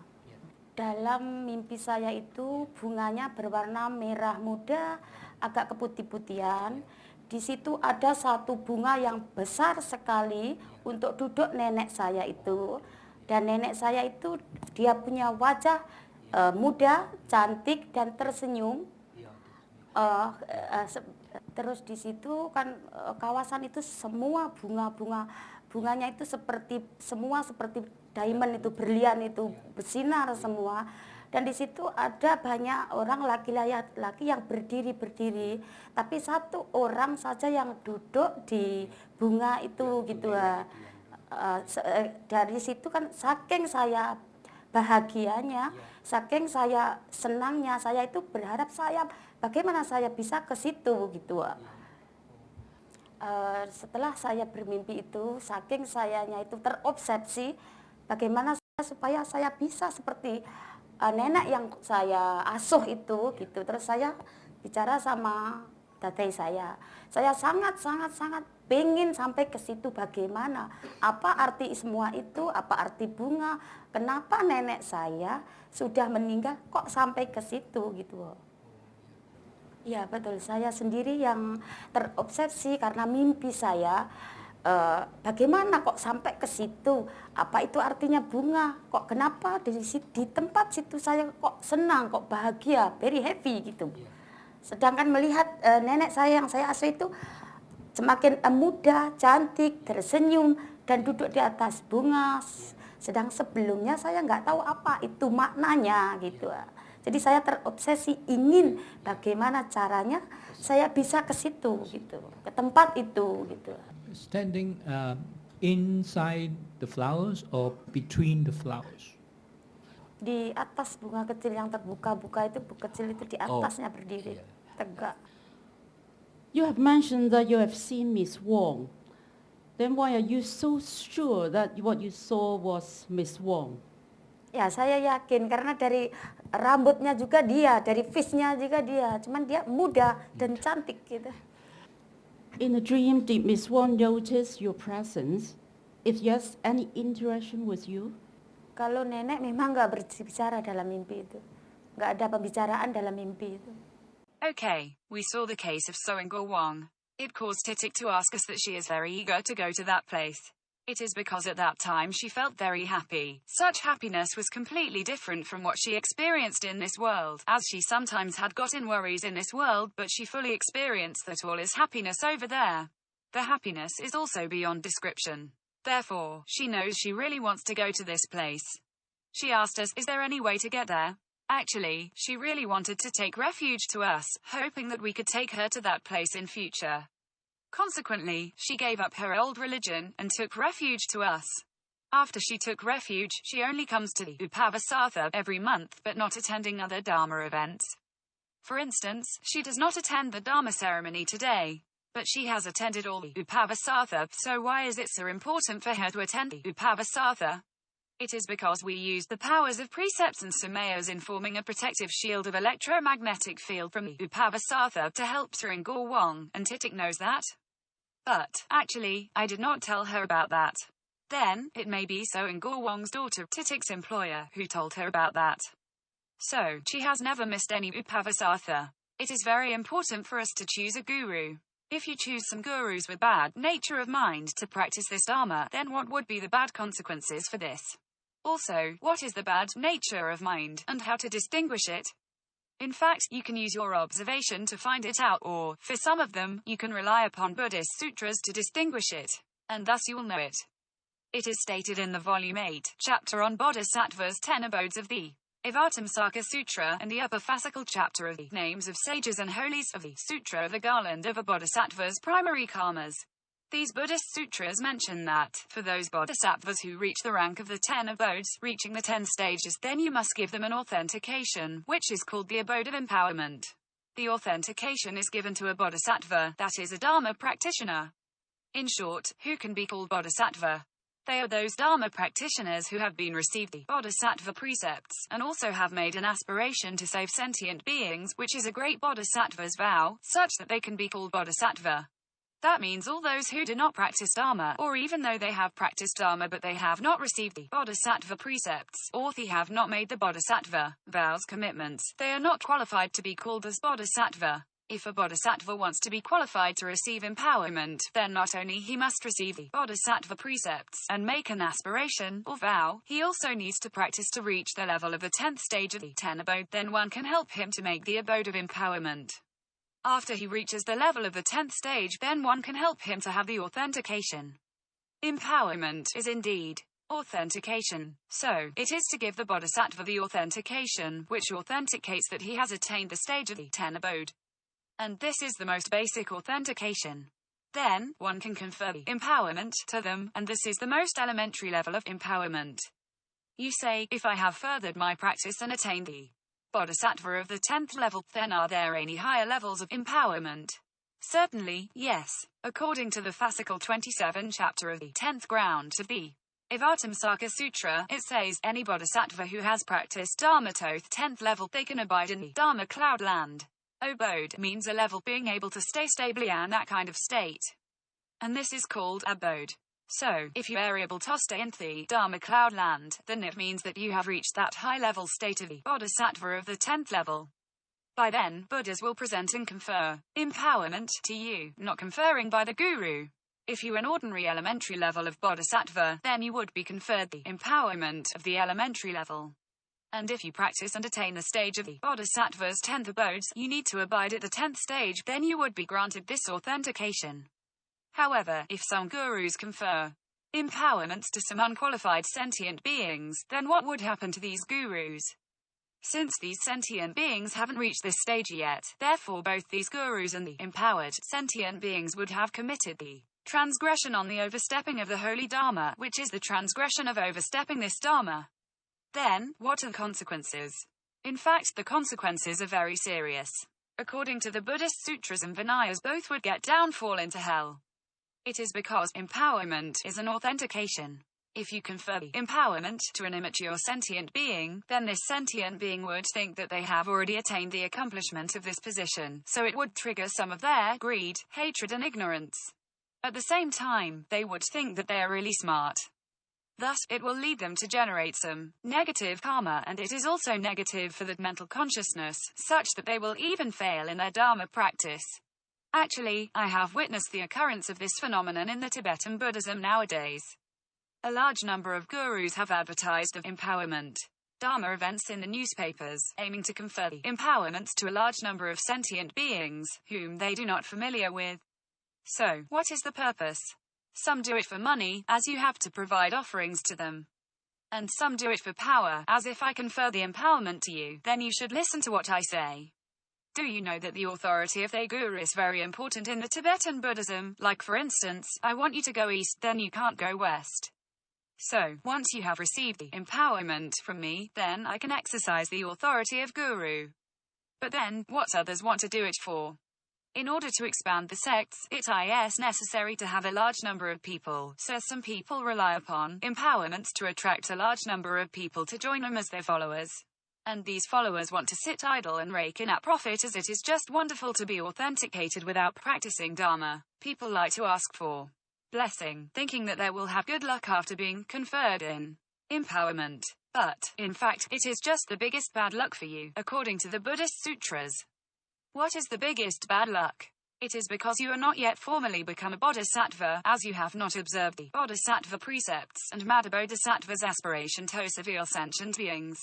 Moreover, they have not yet reached that level, but you give them an authentication, which is actually a false certificate, a fake authentication. According to the law of this world, if you issued a false certificate, you have committed a criminal offense, and you will have to go to prison. While judging by the supramundane Dharma and the precepts, both of them would tell you that you would get downfall into hell. It is truly a bad luck to get downfall into hell, if you say, not like that, Tom. Receiving the empowerment from the guru is like that. The guru just gives his blessings to me, and I just want my business goes well. But you are wrong. In fact, that your business going well is due to the effect of the virtuous rewards that you accumulated in your previous lives. As there are virtuous rewards from your karmic portfolio, so you would get the virtuous rewards. But you think the rewards is due to the empowerment conferred by your guru. You are wrong. Actually, you fall into hell because of him. You get it totally wrong. And this is called ignorance, as you don't know what the Buddhist sutras say, and, in fact, the Sagurus also don't know what the Buddhist sutras say. Or they have violated the precepts. Maybe they are either of them. Consequently, it has developed a phenomenon like that many believers of the Tibetan Buddhism often say how many empowerments they have received. They go around showing off the number of empowerments they received, as large as 100, and bullying others. They think that they could definitely go to the Buddha's Pure Lands. They believe that they would definitely succeed because their Dharma practice involves a great number of yidams, and they have also received a large number of empowerments. In fact, the greater the number of empowerments they receive, the longer they would stay in the realm of hells, because they are all unqualified to receive empowerments, but they use the false authentication to enable them to receive. So, you must remember not to carelessly accept empowerments outside, particularly from those persons with bad nature of mind.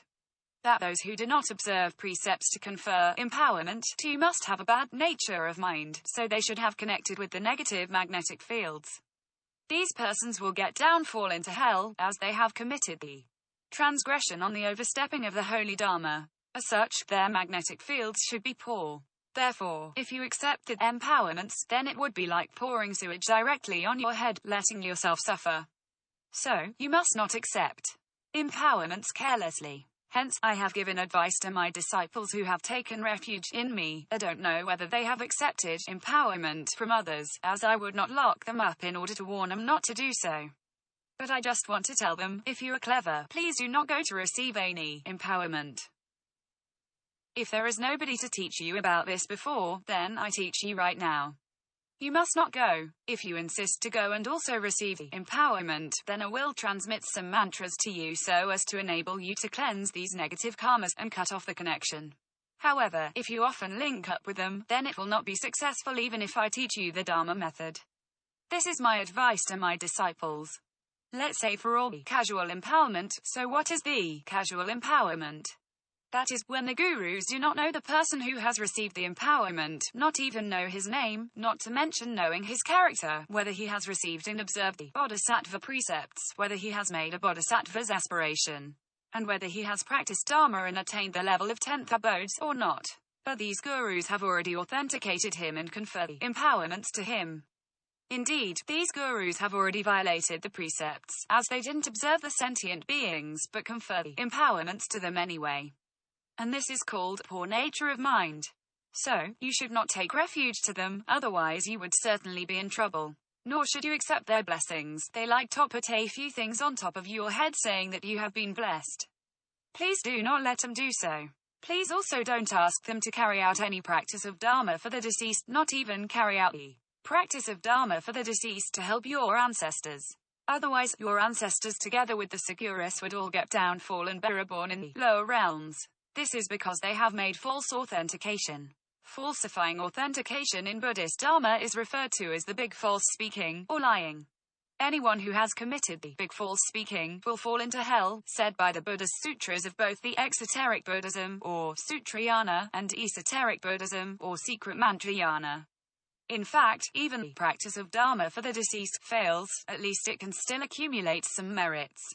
However, if you choose wrongly and ask these gurus to carry out any practice of Dharma for the deceased, then it would be a big deal, as they will increase the negative karma, and consequently lead your ancestors to be reborn in the lower realm. So, remember to be extremely careful in accepting blessings and selecting people to carry out the practice of Dharma for the deceased. In 2017, the past year, I mentioned the Sogyal scandal.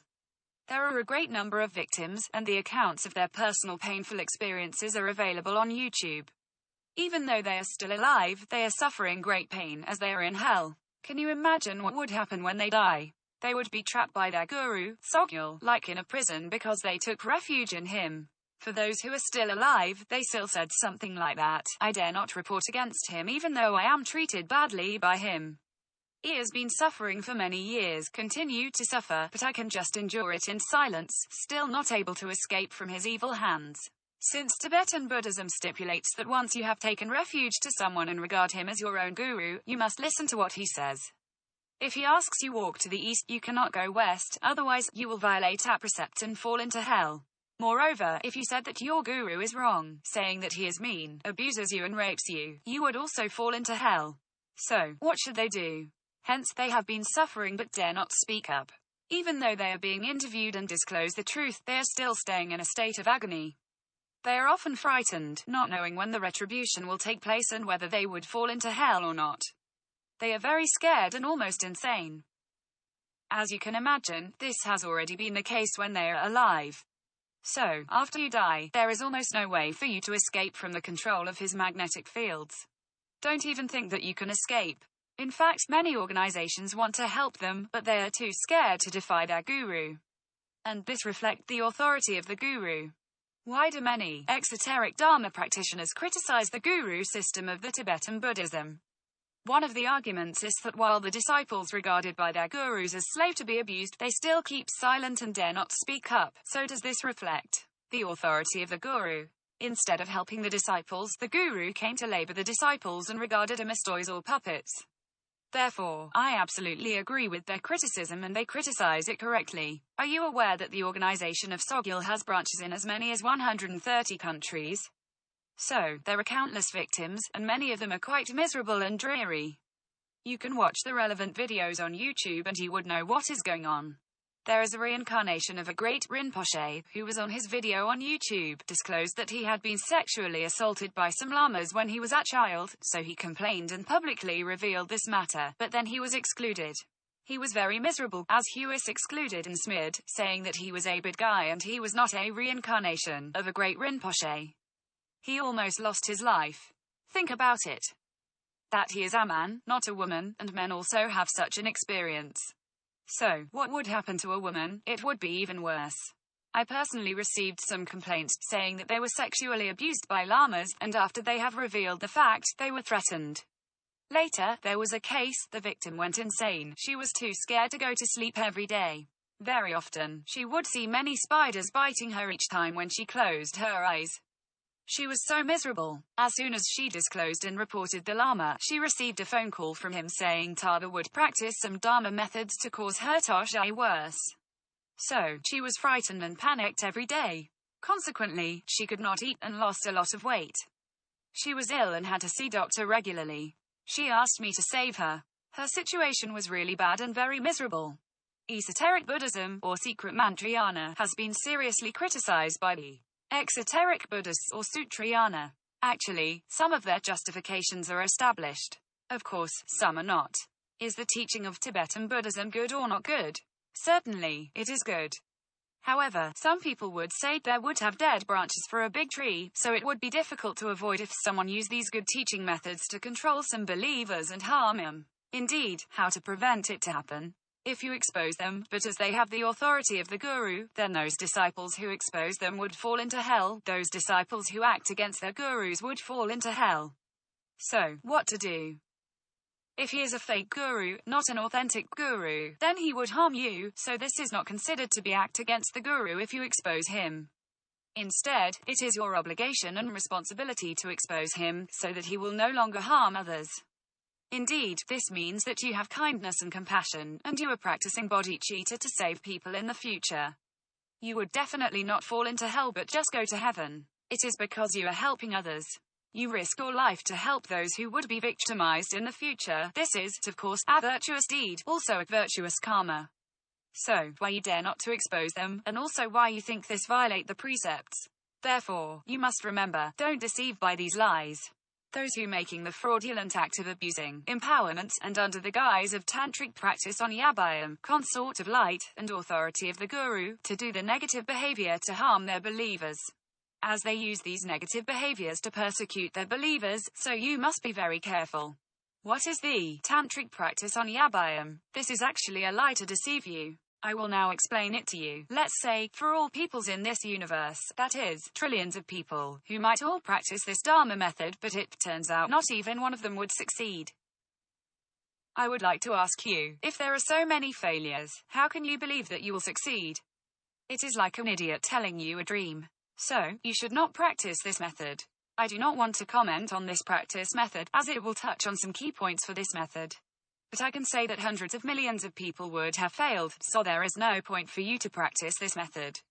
But why do some gurus claim that they could practice this Dharma method with you? It is because they deceive you and want to make you become their sex slaves. Thus, they say that it should work, as they help you to practice, so it would guarantee you to be able to attain Buddhahood. However, the consequence is just the opposite, that you would definitely fall into hell. For those gurus who ask you to practice this tantric practice on Yabbayam with him, you should leave him immediately.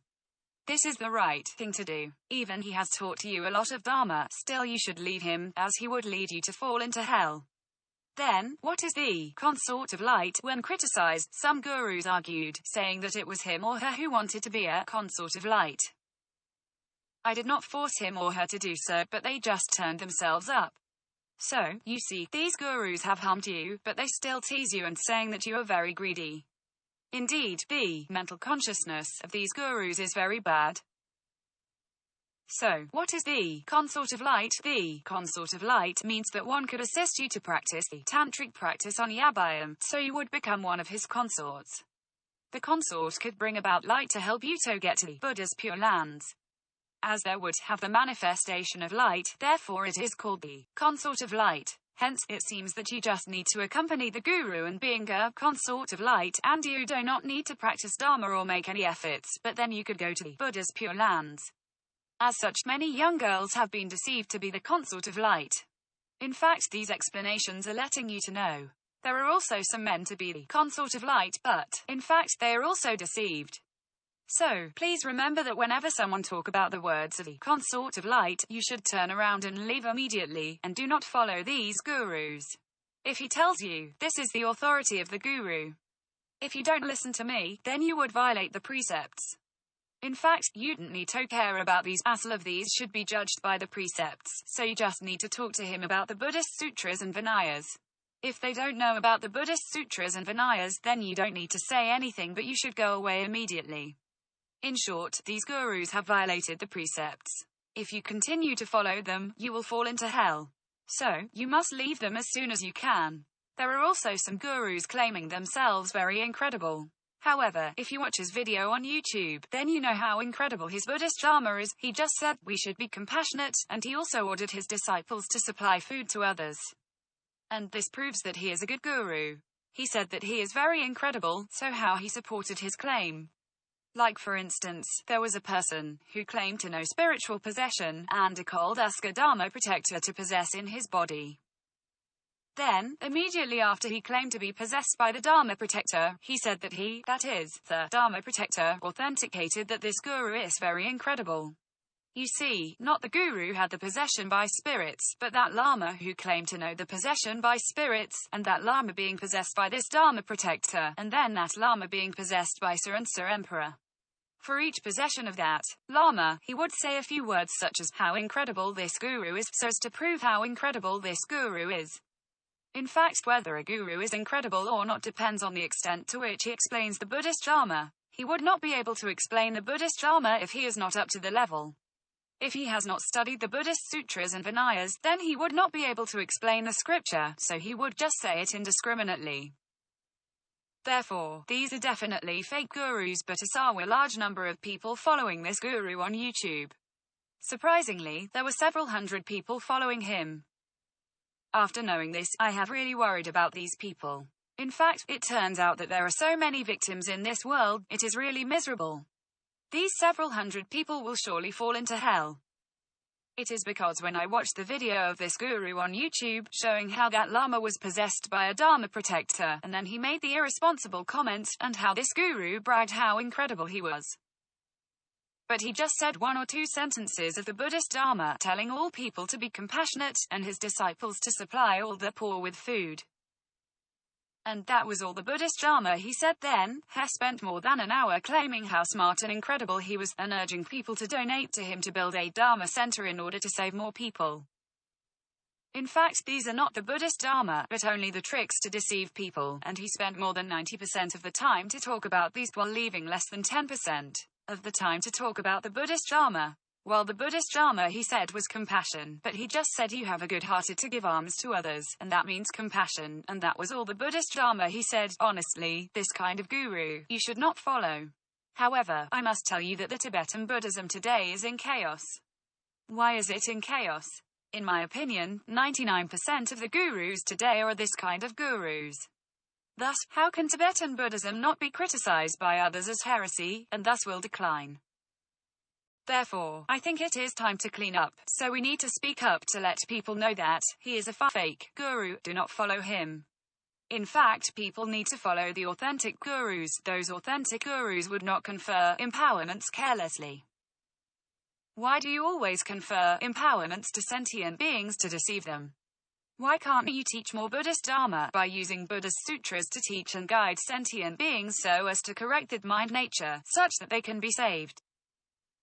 Why you do the marginal things that are not really supposed to be your responsibility, and you just perform rituals and confer empowerments, and also say how incredible you are. Another example is to put a treasure vase on top of people's head and say that they could definitely go to the Buddha's pure lands. If it is that easy, our Lord Buddha Shakyamuni would have already done it before, no need for you to do it. So, everything is fake. Thus, please do not listen to them. These things must stop. It is stated in the Nidhanamatrika, chapter 3, so, the Buddha said. He said that all of you, from now on when you go to the place of the heavenly gods, you should remember not to worship the heavenly gods, and not to make offerings to them. Why? It is because if you make offerings to them, you would make a connection with them. Consequently, you would get downfall. So, we must not do this. Moreover, we should also not slander them. You know it in your mind and that is enough. Thus, you would not make any offerings and that is it. You should not damage their picture or statue of the heavenly gods. We must not do these things. You know it in your mind and that is enough, as the Lord Buddha Shakyamuni has told us to do so, therefore don't make any offerings to them. So, when I saw this person on YouTube, this guru, who found a lama to say that a Dharma protector had possessed in his body, this lama's body, and then this Dharma protector had authenticated this guru. How strange is this kind of authentication, not based on Buddhist Dharma to authenticate whether a guru is qualified or not, but based on spiritual possession by ghosts or gods to authenticate this guru. This is really the most absurd thing in the world, to be authenticated by these heavenly gods, Dharma protectors. For these heavenly gods, Dharma protectors, we regard them as a kind of heavenly gods, so we should not make offerings to them. But all these people had made offerings to them. Therefore, I feel quite reasonable to say that the Buddhist Dharma today is in the degenerate age. This is correct, so I feel very terrible. And I am scared each time when I hear someone says to me that they would like to learn esoteric Buddhism, and I would start to worry about them. If you learn esoteric Buddhism elsewhere, 99% would have problems. So, if you learn esoteric Buddhism elsewhere, you would easily get into trouble. Therefore, I would rather you learn exoteric Buddhism, or recite Nama Buddha Amitabha. At least they will teach you some precepts, and ask you to observe them, and at least reciting Namo Buddha Amitabha and Buddha's holy names, you would not get worse. And you would not fall into hell immediately. Thus, I really worry when I hear them say they would like to learn esoteric Buddhism. Therefore, remember not to support these people, those who ask heavenly gods, Dharma protectors, to come and authenticate them. Please don't help these gurus, who act absurdly, and also confer empowerments carelessly. Furthermore, we should not help them, by using the name of propagating Buddhist Dharma. You help them, it turns out that it would endanger the genuine holy Buddhist Dharma, then you would get downfall together with them. So, you should not help these people. Otherwise, you would be the same as those who helped Sogyal to set up so many Dharma centers, but it turns out that a large number of people has been harmed by him. Also, please do not learn esoteric Buddhism thoughtlessly, because nowadays there are many gurus who have poor mind nature and do not pay attention to the precepts. Therefore, if you must learn, you should be very careful in your selection. Otherwise, you would suffer endlessly. You also must be careful if you practice the exoteric Buddhism, as you will find out that there are also some very bad monks and nuns, who are greedy with an insatiable desire for this and that. There even have many fake monks or nuns appeared. And there are also some who just consider being a Dharma master as their occupation. And some who don't know how to explain the Buddhist Dharma. In fact, whether they consider this is their occupation, it seems not to be an issue. The most important point is whether they know how to explain the Buddhist Dharma and whether they are the authentic Dharma master. Thus, we should not take refuge to a Dharma master, or a guru, who does not take precepts seriously. Actually, no matter it is the exoteric Buddhism or esoteric Buddhism, we must correct the method of propagating the Buddhist Dharma, that is, we should propagate the teaching and explaining, and actual practice of the genuine holy Buddhist Dharma, but not the ritual and superstition. And it must be strict, otherwise it would fail. Why is the Dajong Buddhist Association so strict? It is famous for being strict. For those who apply for taking refuge, we will have an interview with them. We will talk to you and test you to see whether you really want to come to learn the Buddhist Dharma. We will explain to you that when you come to learn the Buddhist Dharma, you will learn to follow some rules, that is, you should take precepts seriously. Why are precepts so important? It is because precepts are the key elements to help you to get to the Buddha's Pure Lands in future, but not a very capable guru, who would help you to carry out a very good practice of Dharma for the deceased, such that you could arrive in the Buddha's Pure Land. Furthermore, the case of Ms. Soeng Gorwong is a good example. Actually, Soeng Gorwong had to rely upon herself. She had attended every monthly Dharma ceremony of Upavasartha observance day to recite the precepts, and she had relied on her own to observe its precepts. With that, the gurus could carry out the Dharma practice, which could employ the powers of precepts and sumayas in forming a protective shield of electromagnetic field, that is, the power of the pure and clean magnetic field of precepts observance. And we call it the powers of precepts and sumayas in forming a protective shield of electromagnetic field. Hence, it could successfully help her so that she could get to the Buddha's Pure Land in such a fast pace. It could also help her to have the lotus bloom to enable her to see the Buddha in such a short period of time. After the lotus bloom to enable her to see the Buddha, all the male Dharma practitioners at that place were standing. They were circling her and put their palms together saluting her. And these are the effects of the powers of precepts and sumayas in forming a protective shield of electromagnetic field. So why we should be strict? If you go to some Dharma centers that is loosely organized, then you can come and go as you wish. Moreover, you do not need to recite precepts and repent. And you do not need to repent publicly, or after your repentance, the guru would not explain to you on how to correct your behavior. Indeed, there is just nothing. Honestly, how can your nature of mind be corrected so sto-enabalutodototh Buddha's Pure Lands, if you do nothing but thinking that you can go to the Buddha's Pure Lands, then it would just be your fantasy. Indeed, comparing with those who recite Nama Buddha Amitabha and do not violate precept but you do violate the precept, then they would end up smarter than you, and they would go to a better place than you, better than you. Therefore, you have to be careful about this. As such, the Dajong Buddhist Association International has put a lot of manpower and resources on the Dharma teaching on YouTube. Some say there are just too many videos. Each video lasts longer than 2 hours. Maybe there are just too many, and too long for each video to be watched, such that not many people would watch them. But I am not worried. Although there are more than 100 videos, almost 200, being uploaded to the internet. It seems too many, males are difficult to choose from. However, I feel that it will be beneficial to you even if you just take your pick randomly. Then, you may start to love this channel. At least to have planted the seed of Dharma in your heart. This is what a guru should do. When you have time, you confer empowerments. But why don't you take these times to read the Buddhist Sutras and Vinayas, and explain to the sentient beings, and edit them well to become video lectures, and put the video on the YouTube to educate even more people. This is indeed the propagation of Dharma. In fact, it is really a strange talk if teaching and explaining Dharma is not Dharma propagation while conferring empowerments is. Hence, you must remember that we do this in order to expose their bad deeds. Actually, there needs a channel and a platform to expose the bad deeds of these people. Otherwise, all these 99.9% gurus will continue to deceive people. If I expose them, then they could no longer deceive even more people, because some people will become sober and stop being ignorant, so they will not be deceived. Therefore, I could save more people, making right their false reasoning and incorrect ways of propagating Dharma, restoring the distorted Dharma to the genuine holy Dharma, so that other sentient beings would not blindly be practicing the Dharma. This is the reason why I must put a lot of manpower and resources on YouTube. Since I don't have time to propagate Dharma elsewhere, therefore I want to have a channel and a platform in the world to save these people. After watching the videos in the Dajong Buddhist Association's TV channel on YouTube, many people say they have understood the profound meaning of the Buddhist Dharma.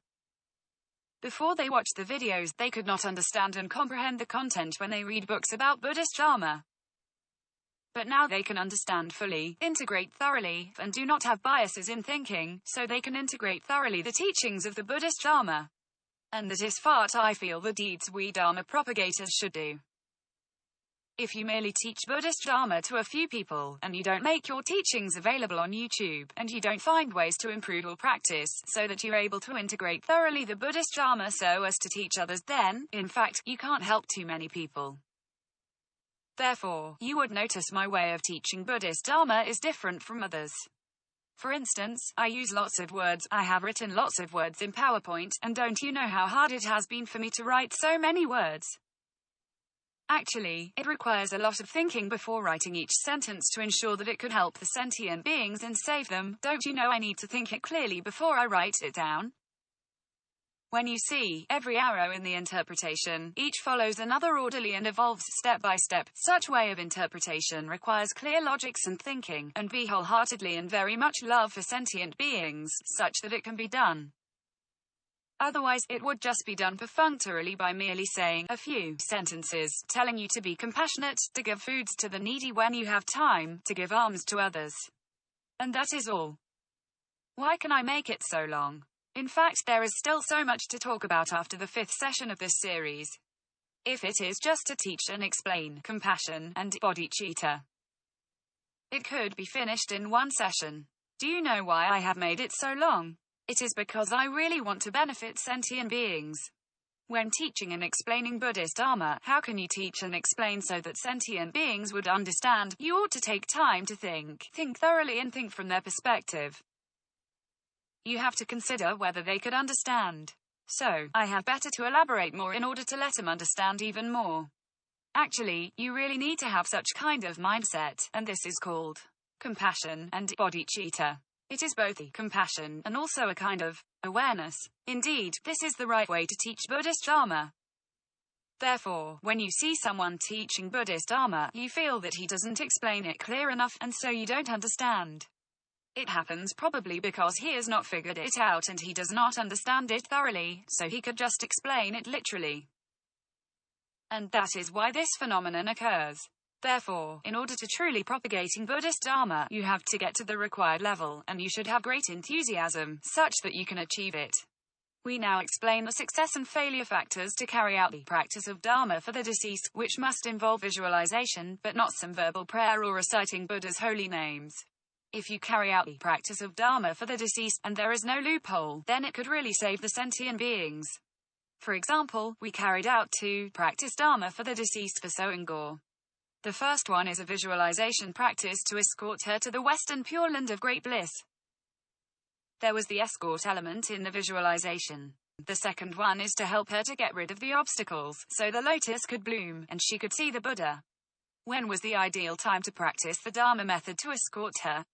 In fact, it should be practiced for the deceased as soon as possible, within 3 days of the death. But there is no time limit for the Dharma practice to help her to remove the obstacles, so the lotus could bloom, and she could see the Buddha early. However, the Dharma practice needs to be carried on until the deceased sends you a message in a dream. And it cannot be stopped before receiving the message. While for the Dharma method to remove obstacles, it needs to be practiced continuously. What is a flawed practice of Dharma for the deceased?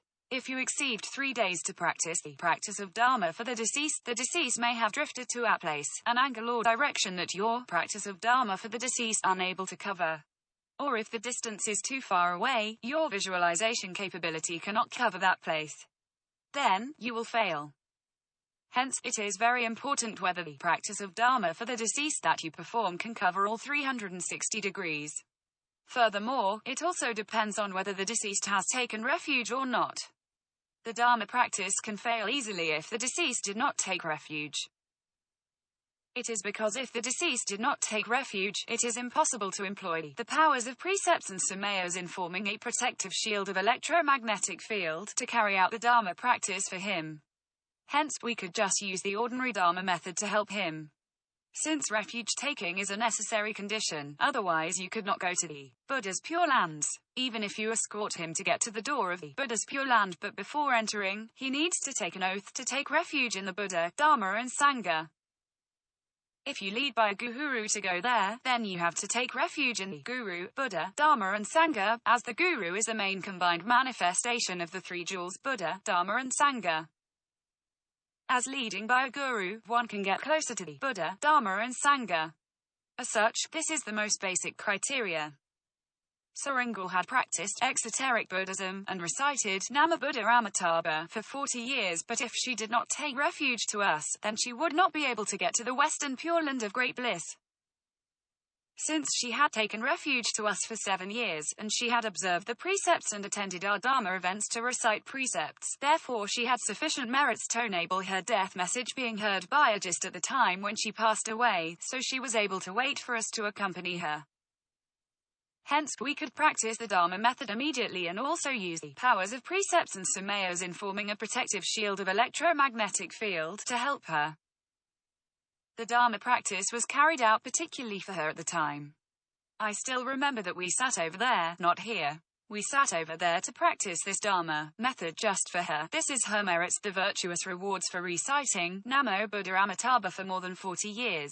Prior to taking refuge to the Guru, who is the main combined manifestation of the three jewels, Saringal had just taken refuge to the three jewels, and thus she had relied upon the speed of sound to ask Buddha for help. In that case, in order to succeed to get to the Buddha's Pure Lands, she was required to recite Nama Buddha Amitabha for 1 to 7 days without any disturbance of thoughts. Hence, the success rate would have been very small. As she took refuge to us later, it is really able to help her. In fact, if the Dharma practice is carried out without the dedicated guru, then it is impossible to request to use the power of all Buddhas. Indeed, it has to be requested by a guru, and he would not be able to do this, as he does not have enough merits. Lacking all these, there is no way to persuade the karmic creditors to let you go. In fact, it is not that simple for the guru merely to help you by connecting with all Buddhas and Bodhisattvas to save you and by practicing a visualization practice method to directly use the visualization powers to send you to the of a Buddha's Pure Land. It is not that simple. Indeed, there is a karmic force that pulling you, chasing you, not letting you go, and that is from your karmic creditors. So, the guru has to persuade them to let you go. If the guru has to persuade them, then the guru has to explain clearly to them, I am his guru and he has taken refuge to me. So, I have the responsibility to protect him. Now I am protecting him, and I must take him to the Buddha's Pure Land. All his future merits, together with all the merits of ours as gurus, all these merits will definitely be dedicated to you as the repayment to you. Therefore, do not worry that you will not be paid back once he has gone, as he will definitely pay you back in future. So, the gurus have to persuade the karmic creditors to let him go, so that the gurus could succeed in sending him to the door of the Buddha's Pure Land. Otherwise, there will be many obstacles on the way. Why? It is because karma is inconceivable, and karma would pull you. So, can I carry out the practice of Dharma for the deceased for you if you are not my disciple? It will be far less effective. Firstly, I cannot promise anything to your karmic creditors, telling them you would dedicate merits to them once you have gone to Buddha's Pure Lands. Nor can I say, ask Guru, I would dedicate all my merits to them. I cannot do this. Therefore, this is the difference between taking refuge and not taking refuge. Even we practice the same Dharma method and follow the same guru to practice Dharma, but there are still many different internal factors to determine the success and failure rates. In fact, Saringal did not know anything except reciting Nama Buddha Amitabha. We had taught her some visualization practice, but still she did not know how to visualize, and also she had not learnt to practice the 4 foundations or the Ngondro practices. She only took refuge to house, a simplest thit, but after taking refuge to us, she attended every Upavasatha, a Dharma event where precepts are recited, and every other Dharma events. If you transmitted mantras to her, she knew how to recite mantras, but her favorite was to recite the Buddha's holy names, as it was easy and straightforward. It is mainly because of her old age, she could not recite too many, so she could just do a few of the easier ones. But then how could she succeed to be reborn in the Buddha's Pure Land smoothly and quickly? It was all due to Ardojong Buddhist Association being strict and paying great attention to precepts, and therefore it can bring about the power of precepts. Actually, precept stands for cool. The Sanskrit interpretation of precept means cool. For a pure and clean Dharma center, where precepts and samayas are observed, there should have the pure and clean magnetic fields of the powers of precepts and samayas. In fact, we rely upon these two things. So, I had been thinking for a long time to consider whether I can relax the requirements, so that there can be more people who can take refuge and benefit. I really wish to relax, but I am afraid this might damage the powers of precepts and samayas in forming a protective shield of electromagnetic field, such that it will not be that easy to save disciples in the future. I often observe my disciples to see whether they have violated precepts or not. Once breaking precept, I would let him know immediately. But this is indeed a very laborious thing. For this reason, I am very strict in accepting disciple. In fact, it is because I care about the success rate of helping disciples to get to the Buddha's Pure Lands. Since Soengor did not know how to visualize, so it is already very good for her to be able to get to the Buddha's Pure Land. While she was there, all people surrounding her welcomed her by put their palms together.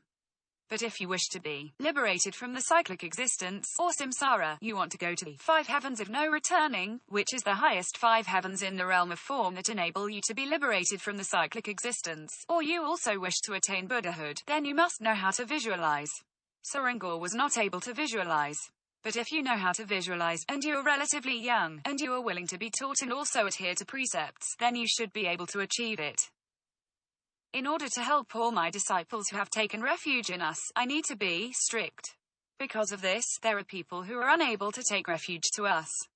So, I have been thinking for a long time to see if it is possible to loosen up a little the requirement, so that, more or less, I am able to help them. It would definitely be able to help them if I could remind them from time to time. And also it would be better for them if I could teach and give them advice from time to time. Therefore, even though they could not get to the Buddha's Pure Lands, but, at least they would not get downfall into the 3 lower realms. And these are all my considerations. Therefore, Guru Master Yeshe and I on that day carried out the Dharma method to remove the obstacles, particularly for Soengor, that employing the powers of precepts and samayas in forming a protective shield of electromagnetic field of our Dharma center. Actually, we used all the power to help her on that day. However, we wouldn't be able to use the powers of precepts and samayas in forming a protective shield of electromagnetic field if she had not participated in the Upavasartha observance day regularly. Indeed, she should have participated in the Upavasartha to recite precepts and repent, such that we were able to house the powers of precepts and samayas in forming a protective shield of electromagnetic field to help her. Otherwise, it would have been the gurus who crossed the boundary. It is because if she had not observed precepts, recited precepts and repented, then why called upon such a pure and clean powers of precepts and samayas in forming a protective shield of electromagnetic field to save her? So, if she had not done so, then you could only practice an ordinary Dharma method to save her, but the ordinary method would not be that fast to help her and would not be that successful. So, this is the reason why, after Titik taking refuge to us, she has attended every Upavasartha observance day. She is really clever and has wisdom to know what to do, because she wants to go to where Soengor is. When we carry out the practice of Dharma for the deceased, it is paramount that the deceased know the Guru and has trust in him. One of my root gurus, Ven. Lama Sonam Choki Gyaltsen, alias Ven. Guru Lao Yuiche, cited an unsuccessful case of practice of Dharma for the deceased. Why did it fail? Guru Master Lao had already seen the deceased, and he explained to the deceased clearly to take the deceased away. For this case, the deceased was the relative of the driver of Guru Lao's disciple, but I don't remember whether the deceased was the father or mother of the driver. And the deceased believed in other religion. Guru Master Lao said that when he called the deceased, he saw the deceased arrived. He told the deceased that he would practice a Dharma method to take the deceased away, but the deceased asked Guru Master Lao not to help to perform the Dharma practice. Why? It is because the deceased was waiting for Jesus to save him, so the deceased said, "Why you come to save me? You do not believe in Jesus." And this is how it failed. As such, the deceased waited for a long time, but Jesus never came to save him. As a result, he has been wandering around here. So, why it failed? The deceased did not know the Guru and had no confidence in him. In fact, these are very important. It will fail if the deceased has no confidence or do not know the Guru. In addition, success also depends on whether the deceased's nature of mind was good or bad, whether he observed precepts, and whether he had compassion. Just like Soren Gaur, she had a good nature of mind, observed precepts, and had compassion. Therefore it was easier for the gurus to practice the Dharma method to help her. It was not so difficult. However, if the deceased had bad nature of mind, did not adhere to precepts, and had no compassion, then even for the best guru to carry out the best practice of Dharma for the deceased, it is still likely to fail. Why? Since it is like pulling a cow up to a tree, it is not going to work. It is important for the deceased to make a vow to be reborn in Buddha's Pure Lands. If not, then there is no way for them to go. It is because even the deceased is sent to the door, and they then would be asked to make a vow to save sentient beings and to have compassion, so that they would be permitted to enter the door of the Buddha's Pure Land, but he might say, I don't want to make a vow. I just miss my relatives in this world, so if I enter into the Buddha's Pure Land, I don't know when I will be able to see them again. Therefore, this is no good. Hence, he would fall back out immediately. Consequently, it would be a waste of effort. Thus, it is also very important whether the deceased would make a vow or not. Therefore, success requires all three factors as well as a meritorious guru to carry out the best practice of Dharma for the deceased, and also you have to take refuge to this guru. But, in fact, can we help those who have not taken refuge to us? Is there a way of increasing the success rate for those who have not taken refuge to us? This issue has been in my mind. Every year we have 2 to 3 Dharma assembly ceremonies that publicly practice the practice of Dharma for the deceased. That is, during the Qingming festival, Alambana assembly and a large-scale Dharma event open to the public, we would practice the flawless practice of Dharma for the deceased of the best 100 peaceful and wrathful deities. For the first and second Dharma events, we have already thought of how to help those who have not taken refuge to us. But as they have not taken refuge, so I have come up with a way to help them. Therefore, we separately held 3 large-scale public Dharma events in 2016 and 2017. At that time, we invited all Buddhas to make prophecy and pat on the crown for the participants to supersede the requirement of refuge taking. Since there are not many people who have the confidence to take refuge, they have been afraid that they might not be able to observe the precepts, or fail in the face-to-face interview, and they also have many other concerns. How can we help them? And why we help them by making a prophecy for them and pat on their crowns. According to the Chapter 8 of the Sutra on the Holy Names of the Buddhas, I now translate it in vernacular, it states that if sentient beings who can see, no matter in a dream, in a meditative state, or with their own eyes, some Buddhas and Bodhisattvas having them prophesied and patting their crowns. Bodhisattvas mean those Dharma practitioners who have made a body vow and received the Bodhisattva's precepts, and they are called Bodhisattvas, including gurus. So, if Buddhas and Bodhisattvas make prophecy for them and pat their crowns, it has the same effect by using hand or visualization to pat their crowns. Or let the sentient beings see themselves taking part in a large Dharma event, where they have teachings of Buddhist Dharma, which is actually like what the large-scale public Dharma event that we have held, where they have Buddha statues being exhibited. So, you could see that there were at least 8 to 10 Buddha statues presented in my large-scale public Dharma events. Why? It is to cater for the theme to let sentient beings seeing them. If we can do this, the sentient beings' sins, filths and obstacles could be extinguished, that referring to certain sins and obstacles. At time, during these public Dharma ceremonies, I led you all to repent. If you really repented for each particular sin you repented, then that sin could be removed. However, if you did not repent for the sin, then it would not be able to be removed. For what the Buddhist Sutra said, we would like to make it clear that it does not mean that when you see these scenes, all your sins and obstacles could be cleared. In fact, when we lead you to repent during the public Dharma ceremony, we will give you half minute or 1 minute to repent. Thus, please repent the heaviest sin first. And if you really repent at that time, then you will get the effect mentioned in the Buddhist Sutra. In fact, we have thought about it for a long time and we finally come up with this solution to help those sentient beings who have not taken refuge to us, so that, in future, we can help them to carry out the practice of Dharma for the deceased. During these large-scale public Dharma ceremonies, we would perform the practice of Dharma for the deceased of the 100 peaceful and wrathful deities. If you attended, you would notice that we had a Buddhist shrine dedicating to help them to carry out the practice of Dharma for the deceased, which is the Dharma method that we have just mentioned. After attaching the label of your ancestor's name on the space available on the shrine, we can then practice this Dharma method for them. Even for those who haven't taken refuge, we could still help them to make prophesy and pat on their crowns in order to replace the requirement of refuge taking. With that, we could help them to remove their sins and obstacles. At least we could remove some sins and obstacles, so that it could increase the success rate when we carry out the practice of Dharma for the deceased to help them. And this is what we do to try to help those sentient beings who haven't taken refuge so as to shorten the time of sufferings in the cyclic existence, or samsara. When will we do it again? I will do it one more time. Each time it takes a lot of manpower and resources. It is really a hard work. As such, I don't want to do it too often. So, why do we still want to do it this time? Because it is the 20th anniversary, we must do it. The Dajong Buddhist Association has already been established for 20 years from 1998 to 2018. I must do it, so we will have to work hard for one more time.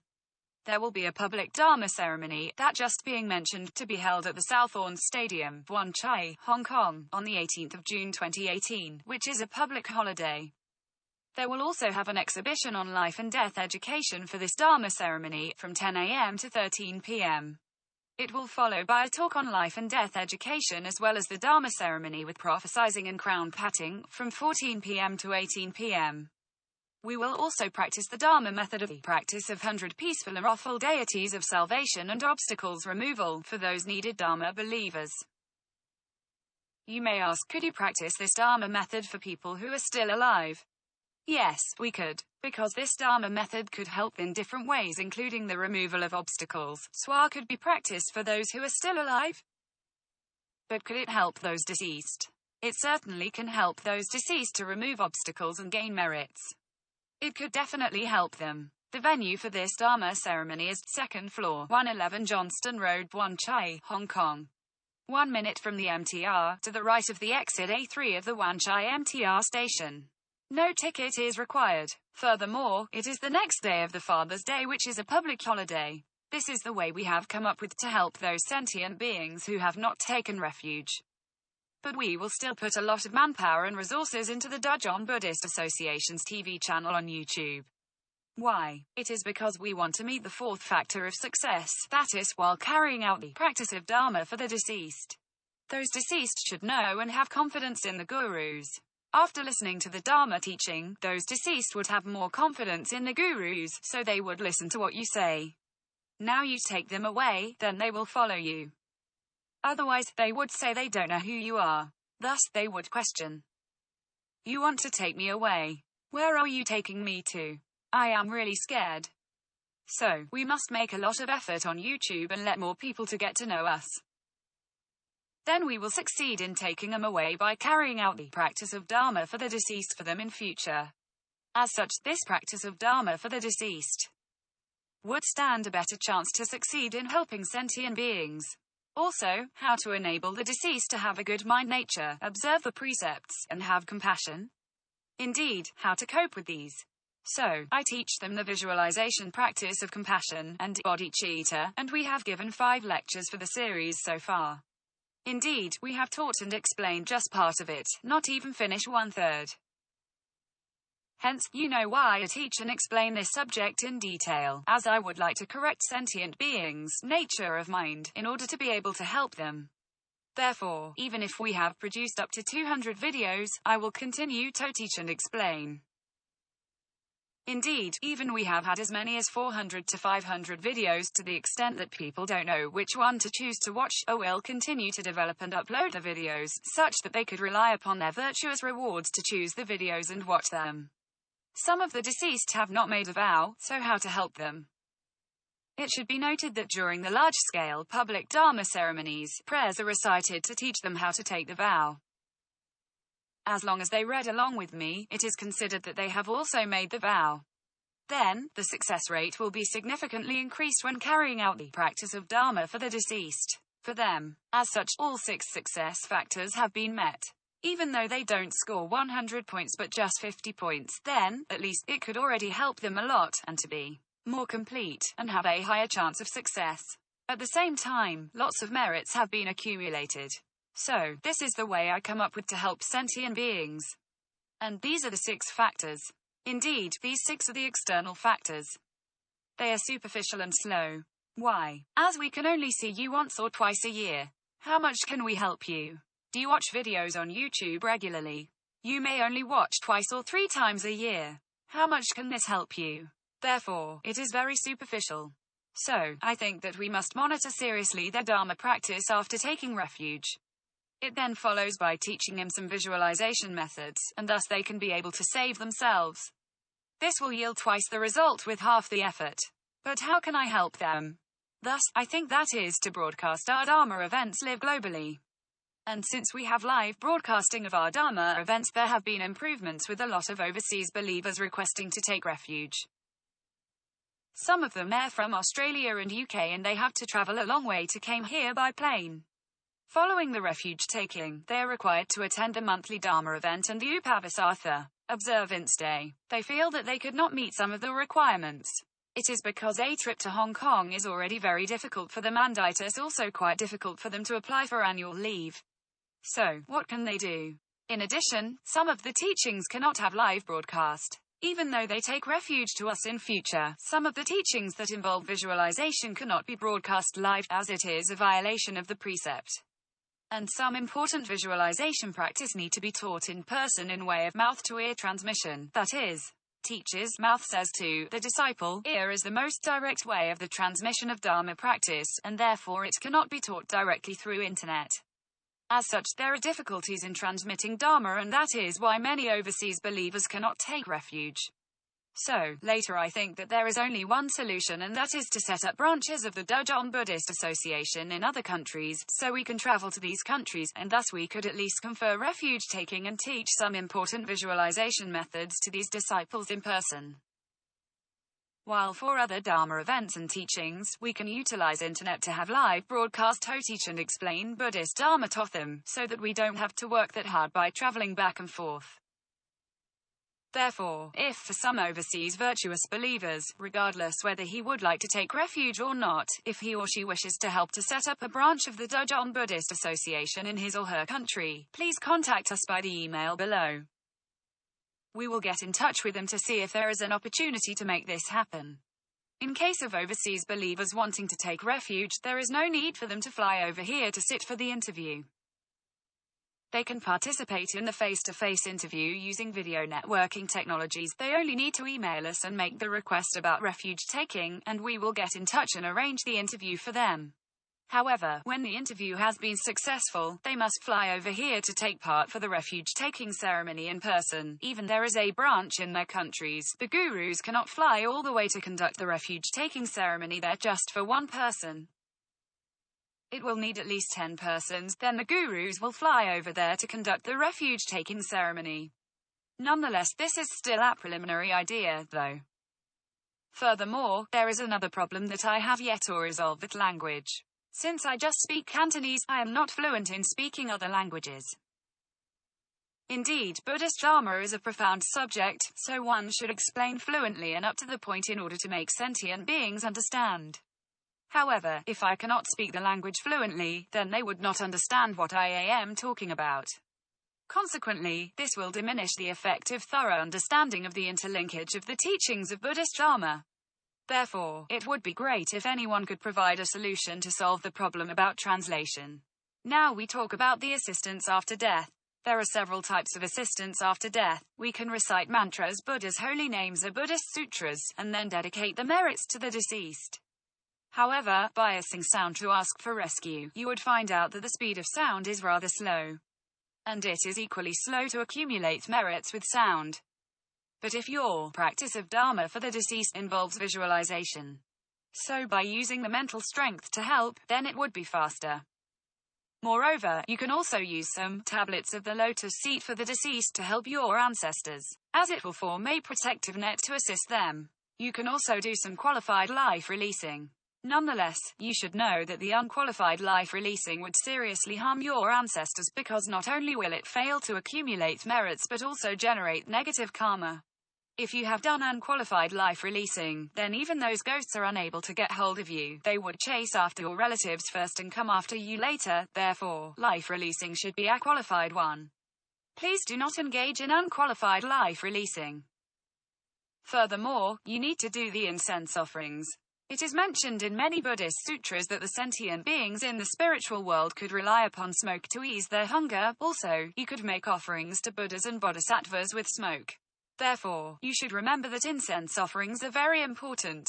Or you could make lamp offerings. As for those sentient beings entering into the stage of the bardo of becoming, they feel very dark and their surroundings are very dark, so you should use lamp offerings to help them to bring about lights. By using these kinds of methods, you can definitely help them. Or you can use virtuous deeds to help them. What if it is to help ourselves, instead of our relatives? How can we help ourselves if we fall into the stage of the bardo of becoming? You can recite mantras, Buddha's holy names, Buddha's sutras or prayers.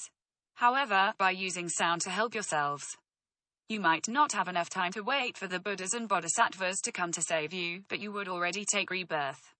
It is because if you recite Namo Buddhas Amitabha, you need to reach the extremely high meditation power without any disturbance of thoughts for 1 to 7 days so that you could get in touch with Buddhas and Bodhisattvas to come to save you. But you cannot wait for that long, because the suction force is too powerful. By the time you are sucked by a certain realm, when it sucks you, you would be in that realm. It is a matter of a few seconds and the process has already been completed. So, it would be too late for you to do anything. Therefore, the failure rate is very high. If you use the visualization practice not involving emptiness, actually, there are many kinds of visualizations, some just visualizes yidam, or your visualizations incorporate different levels of emptiness. If you practice the Dharma practice of meditational deity, yidam, without incorporating emptiness, then the best you can attain is to take rebirth in the Buddha's pure lands.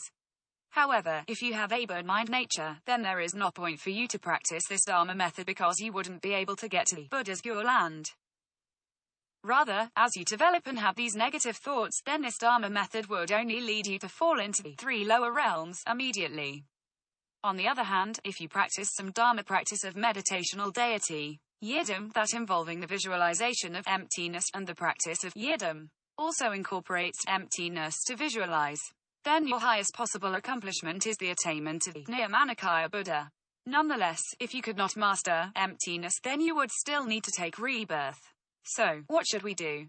We need to perform a multifaceted practice method. Why is it called multifaceted practice method? Firstly, we have to practice light, or the body of light aggregates, to return to the bardo of Dharmata. Secondly, we practice the Dharma method of emptiness in the bardo of Dharmata, in order to attain the Sambhogakaya Buddha.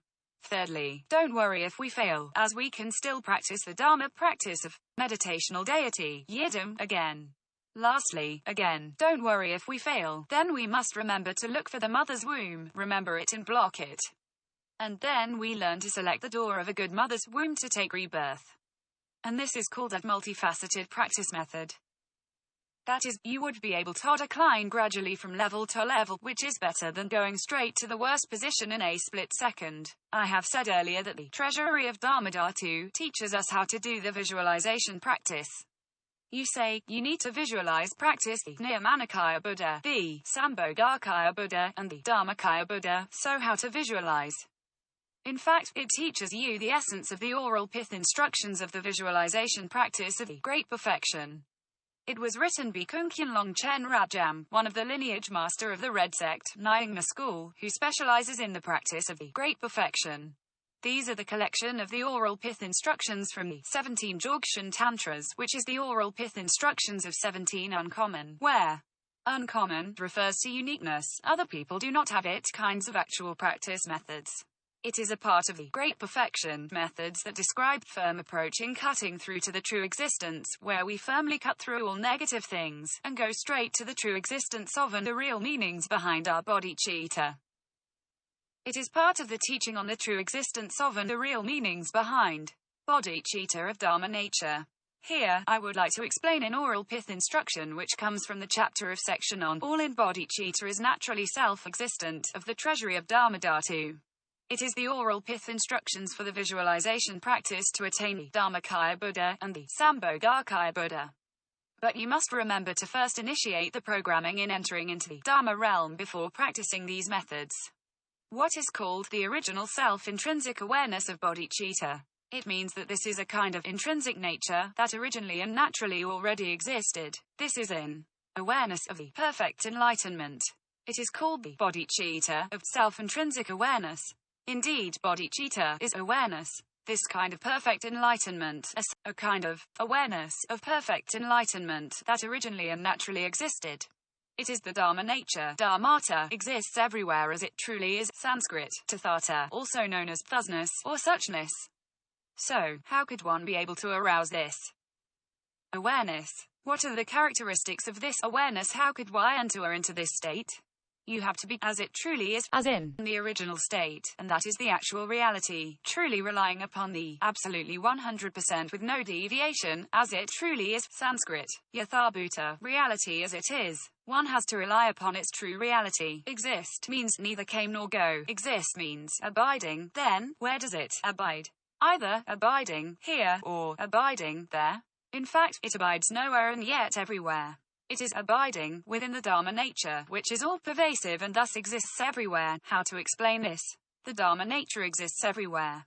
Exists everywhere means that the Dharma nature is all-pervasive. There is no place it does not abide, and that is all-pervasiveness, and it is also known as exist.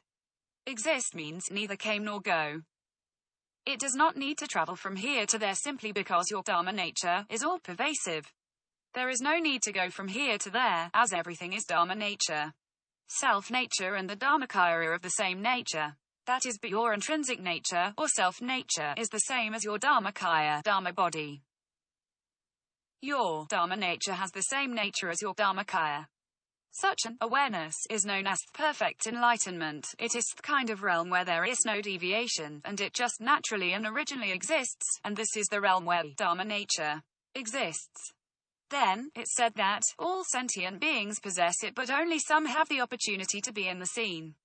In fact, all sentient beings have this kind of Dharma nature, which is all-pervasive, and all of them have this nature in this naturally existed realm. However, only some sentient beings could be able to see those karmically connected scenes, and only some sentient beings could be able to enter into that kind of a state.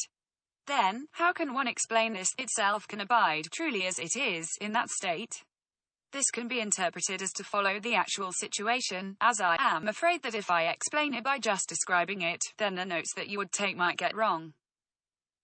In fact, I have seen some books in explaining the treasury of Dharma Dhatu, and found that some Rinpoches have wrongly interpreted the verses on a number of areas.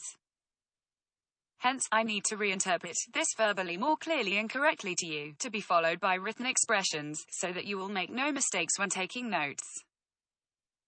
Therefore, I have explained truly as it is, so follow the actual situation, and then what else after this? Firstly, it is in the state of oneness, that is, neither creation nor destruction. In other words, one has to abide truly as it is, that is, abide in the state of oneness. This state of oneness is true and real in its natural state, that is, neither creation nor destruction, which means that nothing has been born nor destroyed. It exists forever, and that is its actual situation. Secondly, it does not attach to any one point, that is, neither one nor variance. Since the Dharma nature is all-pervasive, and so when realizing and knowing during its process of perceiving everything, it does perceive not just one thing but knows everything. All that is perceived by the Dharma nature is in the state of oneness, but not that of perceiving this is a lamp or that is a chair, because this would generate thoughts of dualistic states, thinking that the lamp is used for lighting and the chair is to be seated. It wouldn't be like that. It would still remain in the state of oneness. This kind of perception is known as neither one. Not only it would not perceive just one thing, it would also not attach to any single point. Nor variance means that all these are of the same Dharma nature, and so one would use perfect enlightenment to perceive it, but not in using other things to perceive it. And thus this would not derive the dualistic states, hence this is the meaning of neither one nor variance. In addition, it has another characteristic which is all-pervasiveness, meaning, neither came nor go. Indeed, it is the Tathagata, the one who is beyond all coming and going, or the one who knows it all perfectly, completely, without any deviations. Perfect enlightenment knows everything and has no deviations. It will not lead to any deviations because of this kind of realizing and knowing, that is, neither eternalism nor nihilism. Eternalism means existence. Nihilism means nothingness, or voidness. And hence, neither eternalism nor nihilism means neither existence nor voidness. In other words, its realizing and knowing would neither attach to existence nor to nothingness. Hence, for this state, it is a kind of realizing and knowing without any deviations. What is the meaning of abiding? It means dwelling here. That, truly as it is to calmly dwell upon, means to abide at these characteristics, but not clinging onto any scenes. That is to say, not to attach to any scenes that were being realized and known. That, truly as it is, means the state of oneness, and its actual state is the four kind of characteristics as described earlier. One should be calmly abiding here, and so when you visualize, you must visualize the characteristics but not upon the scenes of forms, and this is the main reason why so many Dharma practitioners fail, as they just visualize upon the scenes of forms. Let's say for emptiness, they would visualize emptiness in such a way by visually seeing that everything is empty, so, when a scene or form suddenly appears, they would visualize it to be empty all at once. But when they make one scene or form to become empty, another scene or form would soon appear, soon, and so on, and thus finally they fail. Due to this kind of attachments that they have, then there is no way for them to enter into the real state of emptiness. Thus, when practicing on emptiness, it is not referring to its scenes or forms, but instead to its characteristics.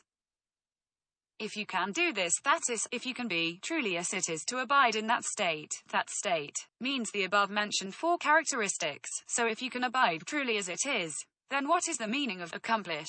It means that you can attain Buddhahood of perfect enlightenment. This is how the sentence should be interpreted, as it used 9 words in Chinese to express it, which makes it easy to remember, but for some people, they cannot be able to understand it, and so they would misinterpret it, and so have just used the written expression to or interpret it once more for clarifications. That is, if you could attain Buddhahood and recover perfect enlightenment, then you can achieve the union of bliss and emptiness, and so you could enter the state of the Dharma realm. The Dharma realm can be expressed as the infinite bliss of Dharmata, in which the bliss of Dharmata is full of extreme happiness. But you have to fit in and merge with emptiness in order to become the state of oneness, such that you can be able to enter into the Dharma realm. Otherwise, after you have entered into the Dharma realm, you would have already reached that state of extreme blissfulness. But this sentence does not mention the following. That is, as you are extremely happy, you would have forgotten emptiness altogether, and thus you would not be able to fit in and merge with emptiness in order to become the state of oneness, and thus you would fall out from the Dharma realm. Therefore, I would like to remind you all now that when entering into this state of oneness, then you could attain the state of the Dharmakaya Buddha, and you must have to remember that this is the state of the union of bliss and emptiness. So, what does this paragraph really talks about? It assigned the oral pith instructions as to how to attain the Dharmakaya, Dharma body. In the next paragraph, it teaches us on the oral pith instructions as to how to attain the Sambhogakaya, enjoyment body. So, how do we visualize it? Sambhogakaya? As you know, there would be a lot of lights when we are entering into the stage of the bardo of Dharmata. What does it mean by fully enjoyed? Those pervasive lights which appear and shine naturally. In fact, pervasive means all pervasiveness. Those pervasive lights which appear and shine naturally would enable one to enjoy it fully. Fully means to be fully enjoyed. When one just enters into the dualistic state from the state of oneness, that is, at the bardo of Dharmata, one's Dharma nature, bodhicitta, would activate its natural energy within the state of lights, hence this is known as clear light luminosity of Dharmata. These clear light luminosity of Dharmata are all pervasive and would appear and shine naturally, and there is no need for anyone to particularly activate it. Likewise, it is also all pervasive, and that is what it means by being pervasive. While for appear and shine naturally, it means that these clear light luminosity of Dharmata are naturally being possessed and existed. In other words, these are neither creation nor destruction.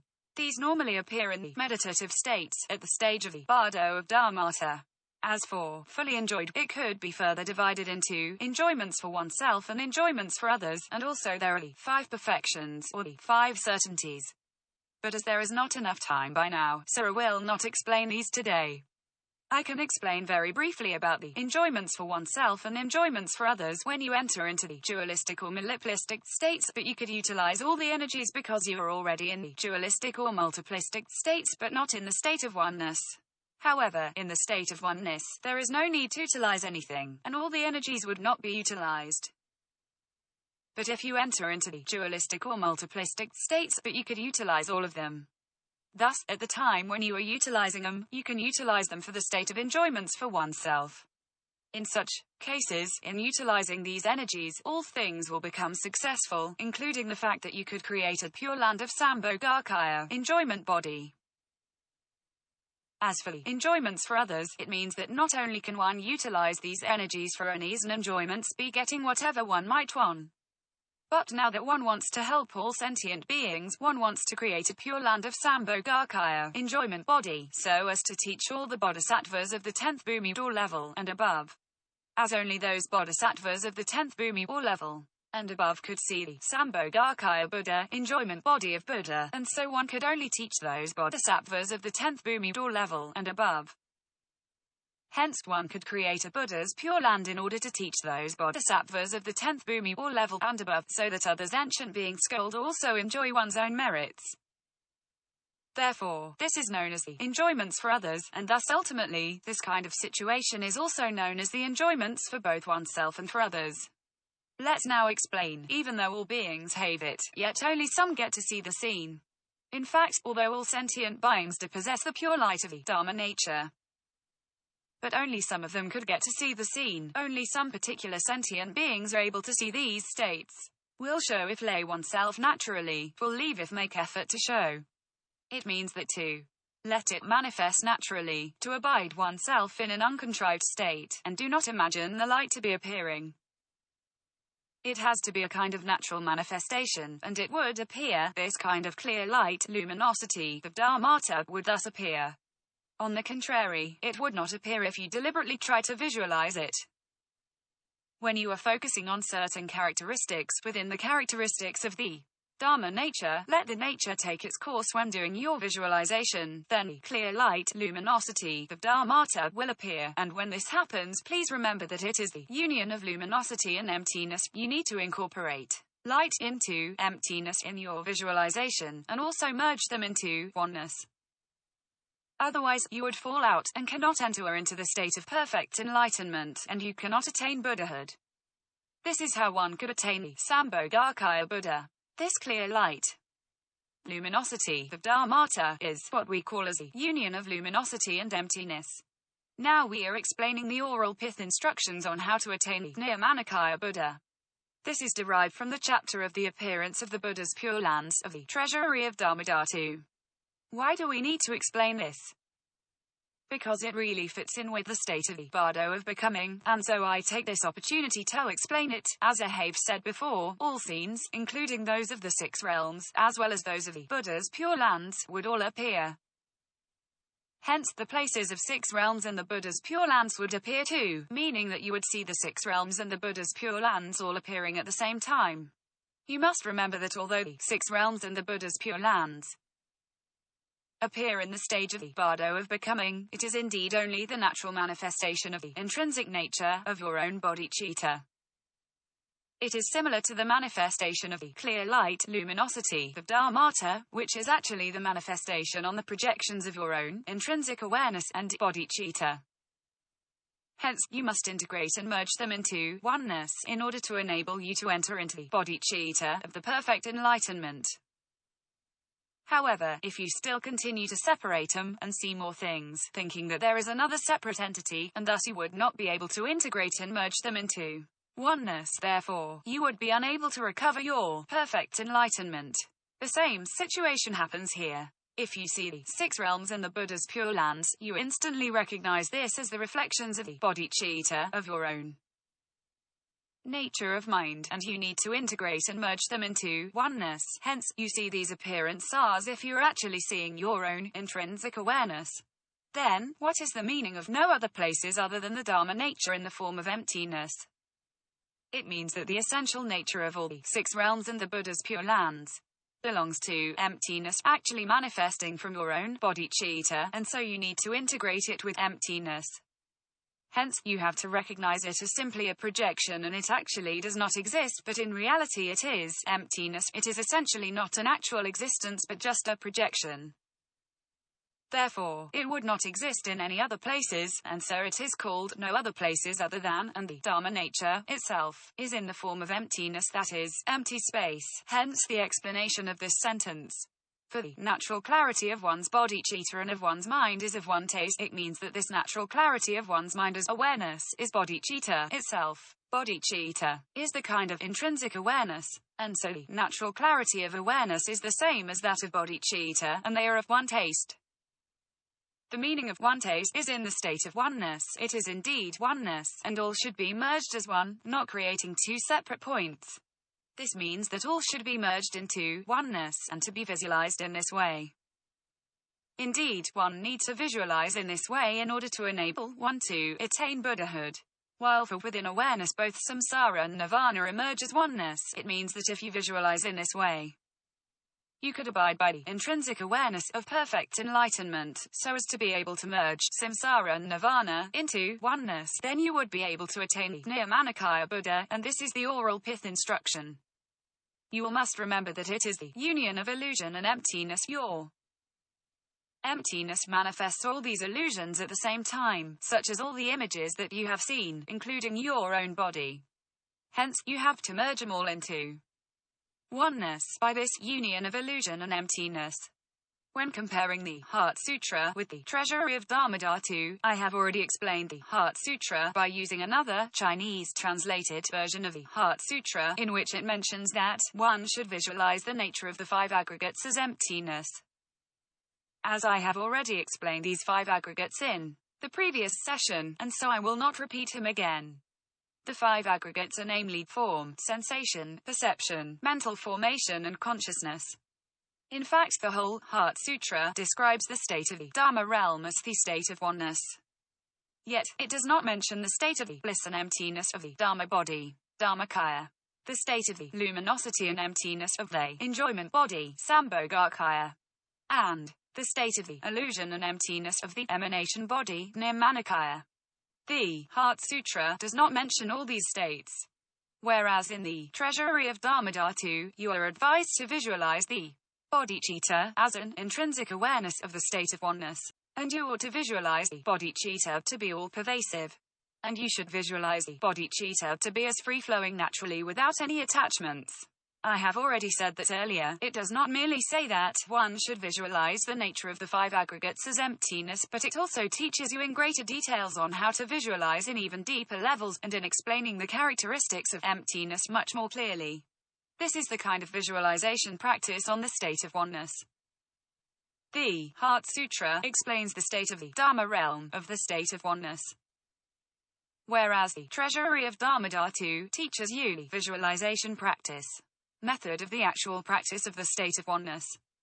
It explains the state of the bliss and emptiness of the Dharma body, the state of the luminosity and emptiness of the enjoyment body, and the state of the illusion and emptiness of the emanation body, and it also teaches you more about that.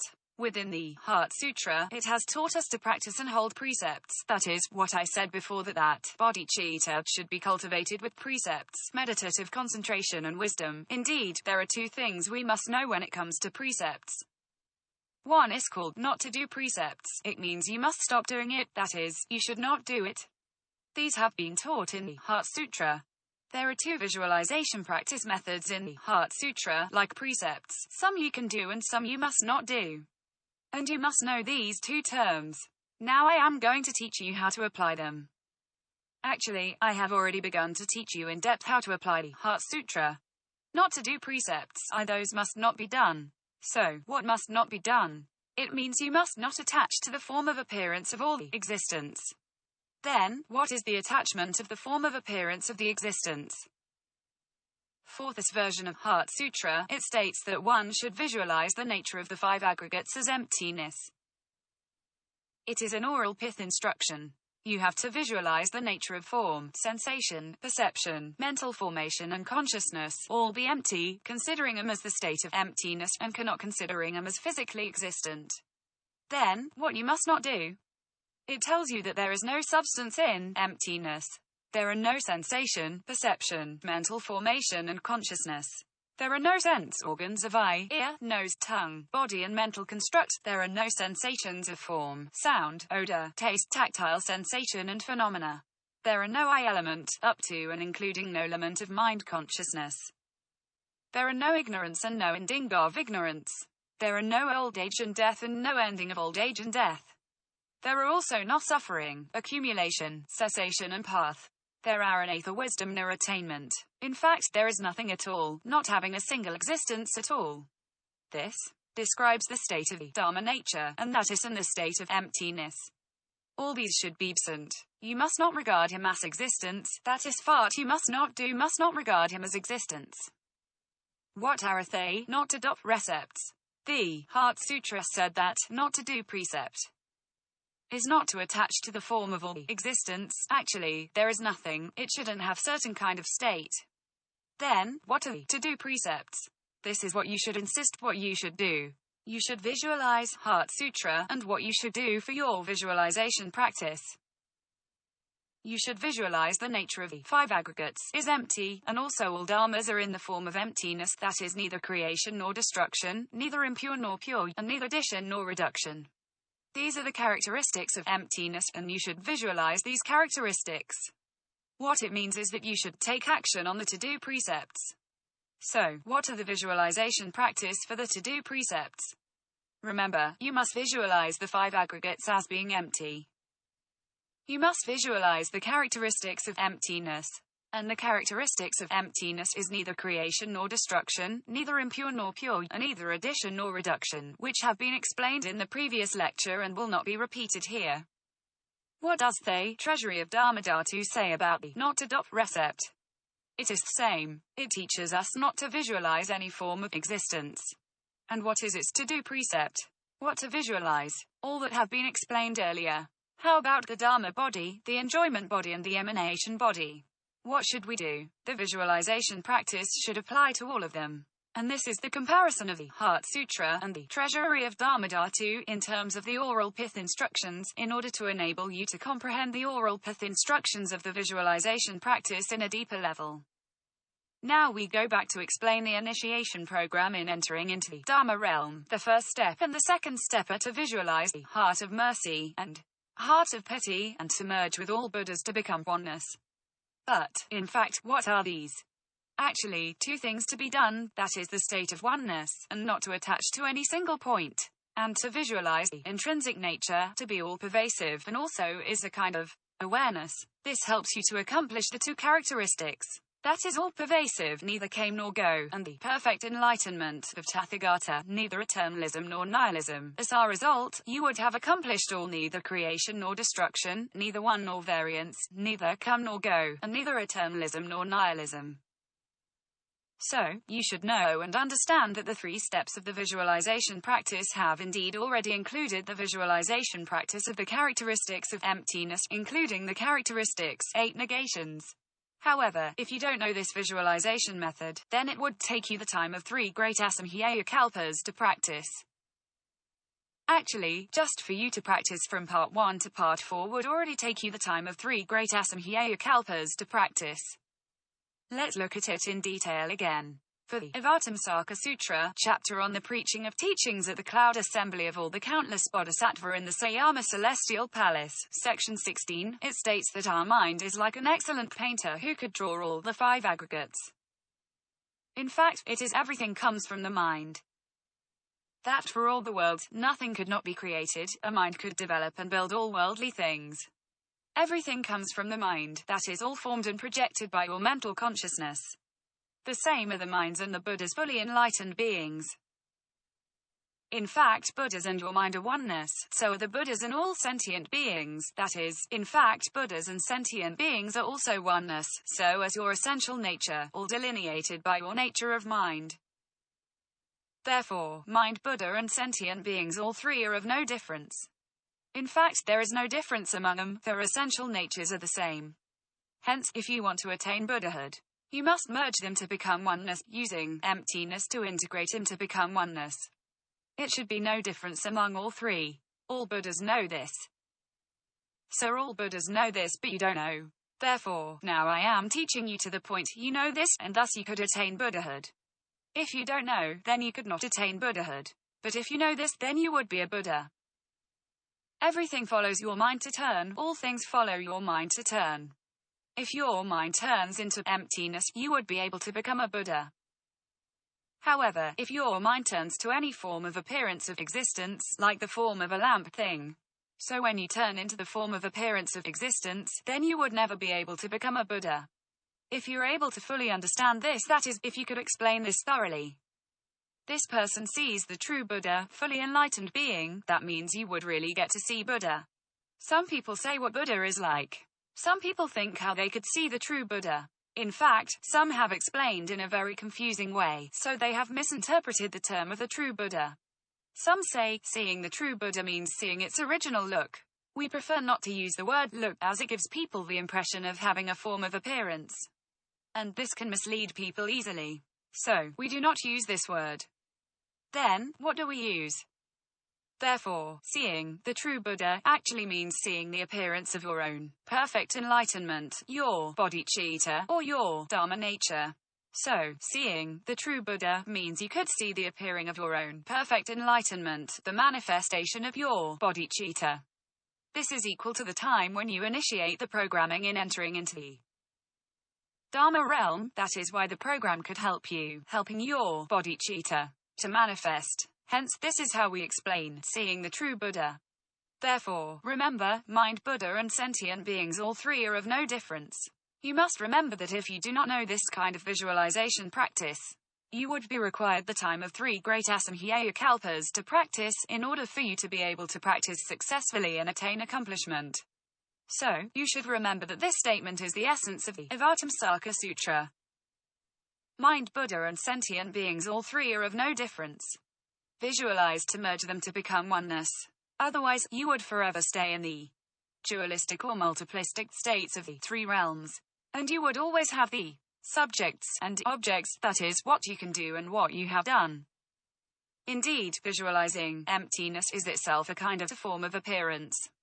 But please don't attach to any form of appearance, that is, when you visualize emptiness, you think everything is empty. Actually, the form of emptiness could somehow mislead you. Indeed, what we must visualize is the characteristics of emptiness. The meaning of emptiness is to visualize the characteristics of emptiness, not its form of appearance. We should use awareness and mind nature as the core of our Dharma practice. And don't forget to initiate the programming in entering into the Dharma realm. These are the oral pith instructions. This is the end of today's lecture. Our next Dharma event will be held on the 16th of February 2018. It is the first day of the Chinese New Year. No teaching will be given on that day, mainly blessings. The next lecture will be held on the 25th of February 2018, the first day of the 4 major special Buddha's Day. We will teach the 6th session of the visualization practice of compassion and bodhicitta. For this session, we will teach and explain the visualization practice in our daily life. Of the 6 bardo periods, we have already taught 3, which take place after death. For these intermediate transitional periods, that is, bardos, one of them is the bardo of this life. That refers to our daily life, the transitional period of our life existence, so how to visualize practice during this period, and how to visualize practice the 5 programs. We will teach and explain these in this session. Furthermore, we will also continue to teach the oral pith instructions of the Great Perfection to initiate the programming in entering into the Dharma realm, and comparing the oral pith instructions of the visualization practice of bodhicitta of the Treasury of Dharmadhatu with the oral pith instructions of the visualization practice of the Heart Sutra. As we continue to talk about the teachings, we will explain it in greater depth, and also in more detail. And that's it for today.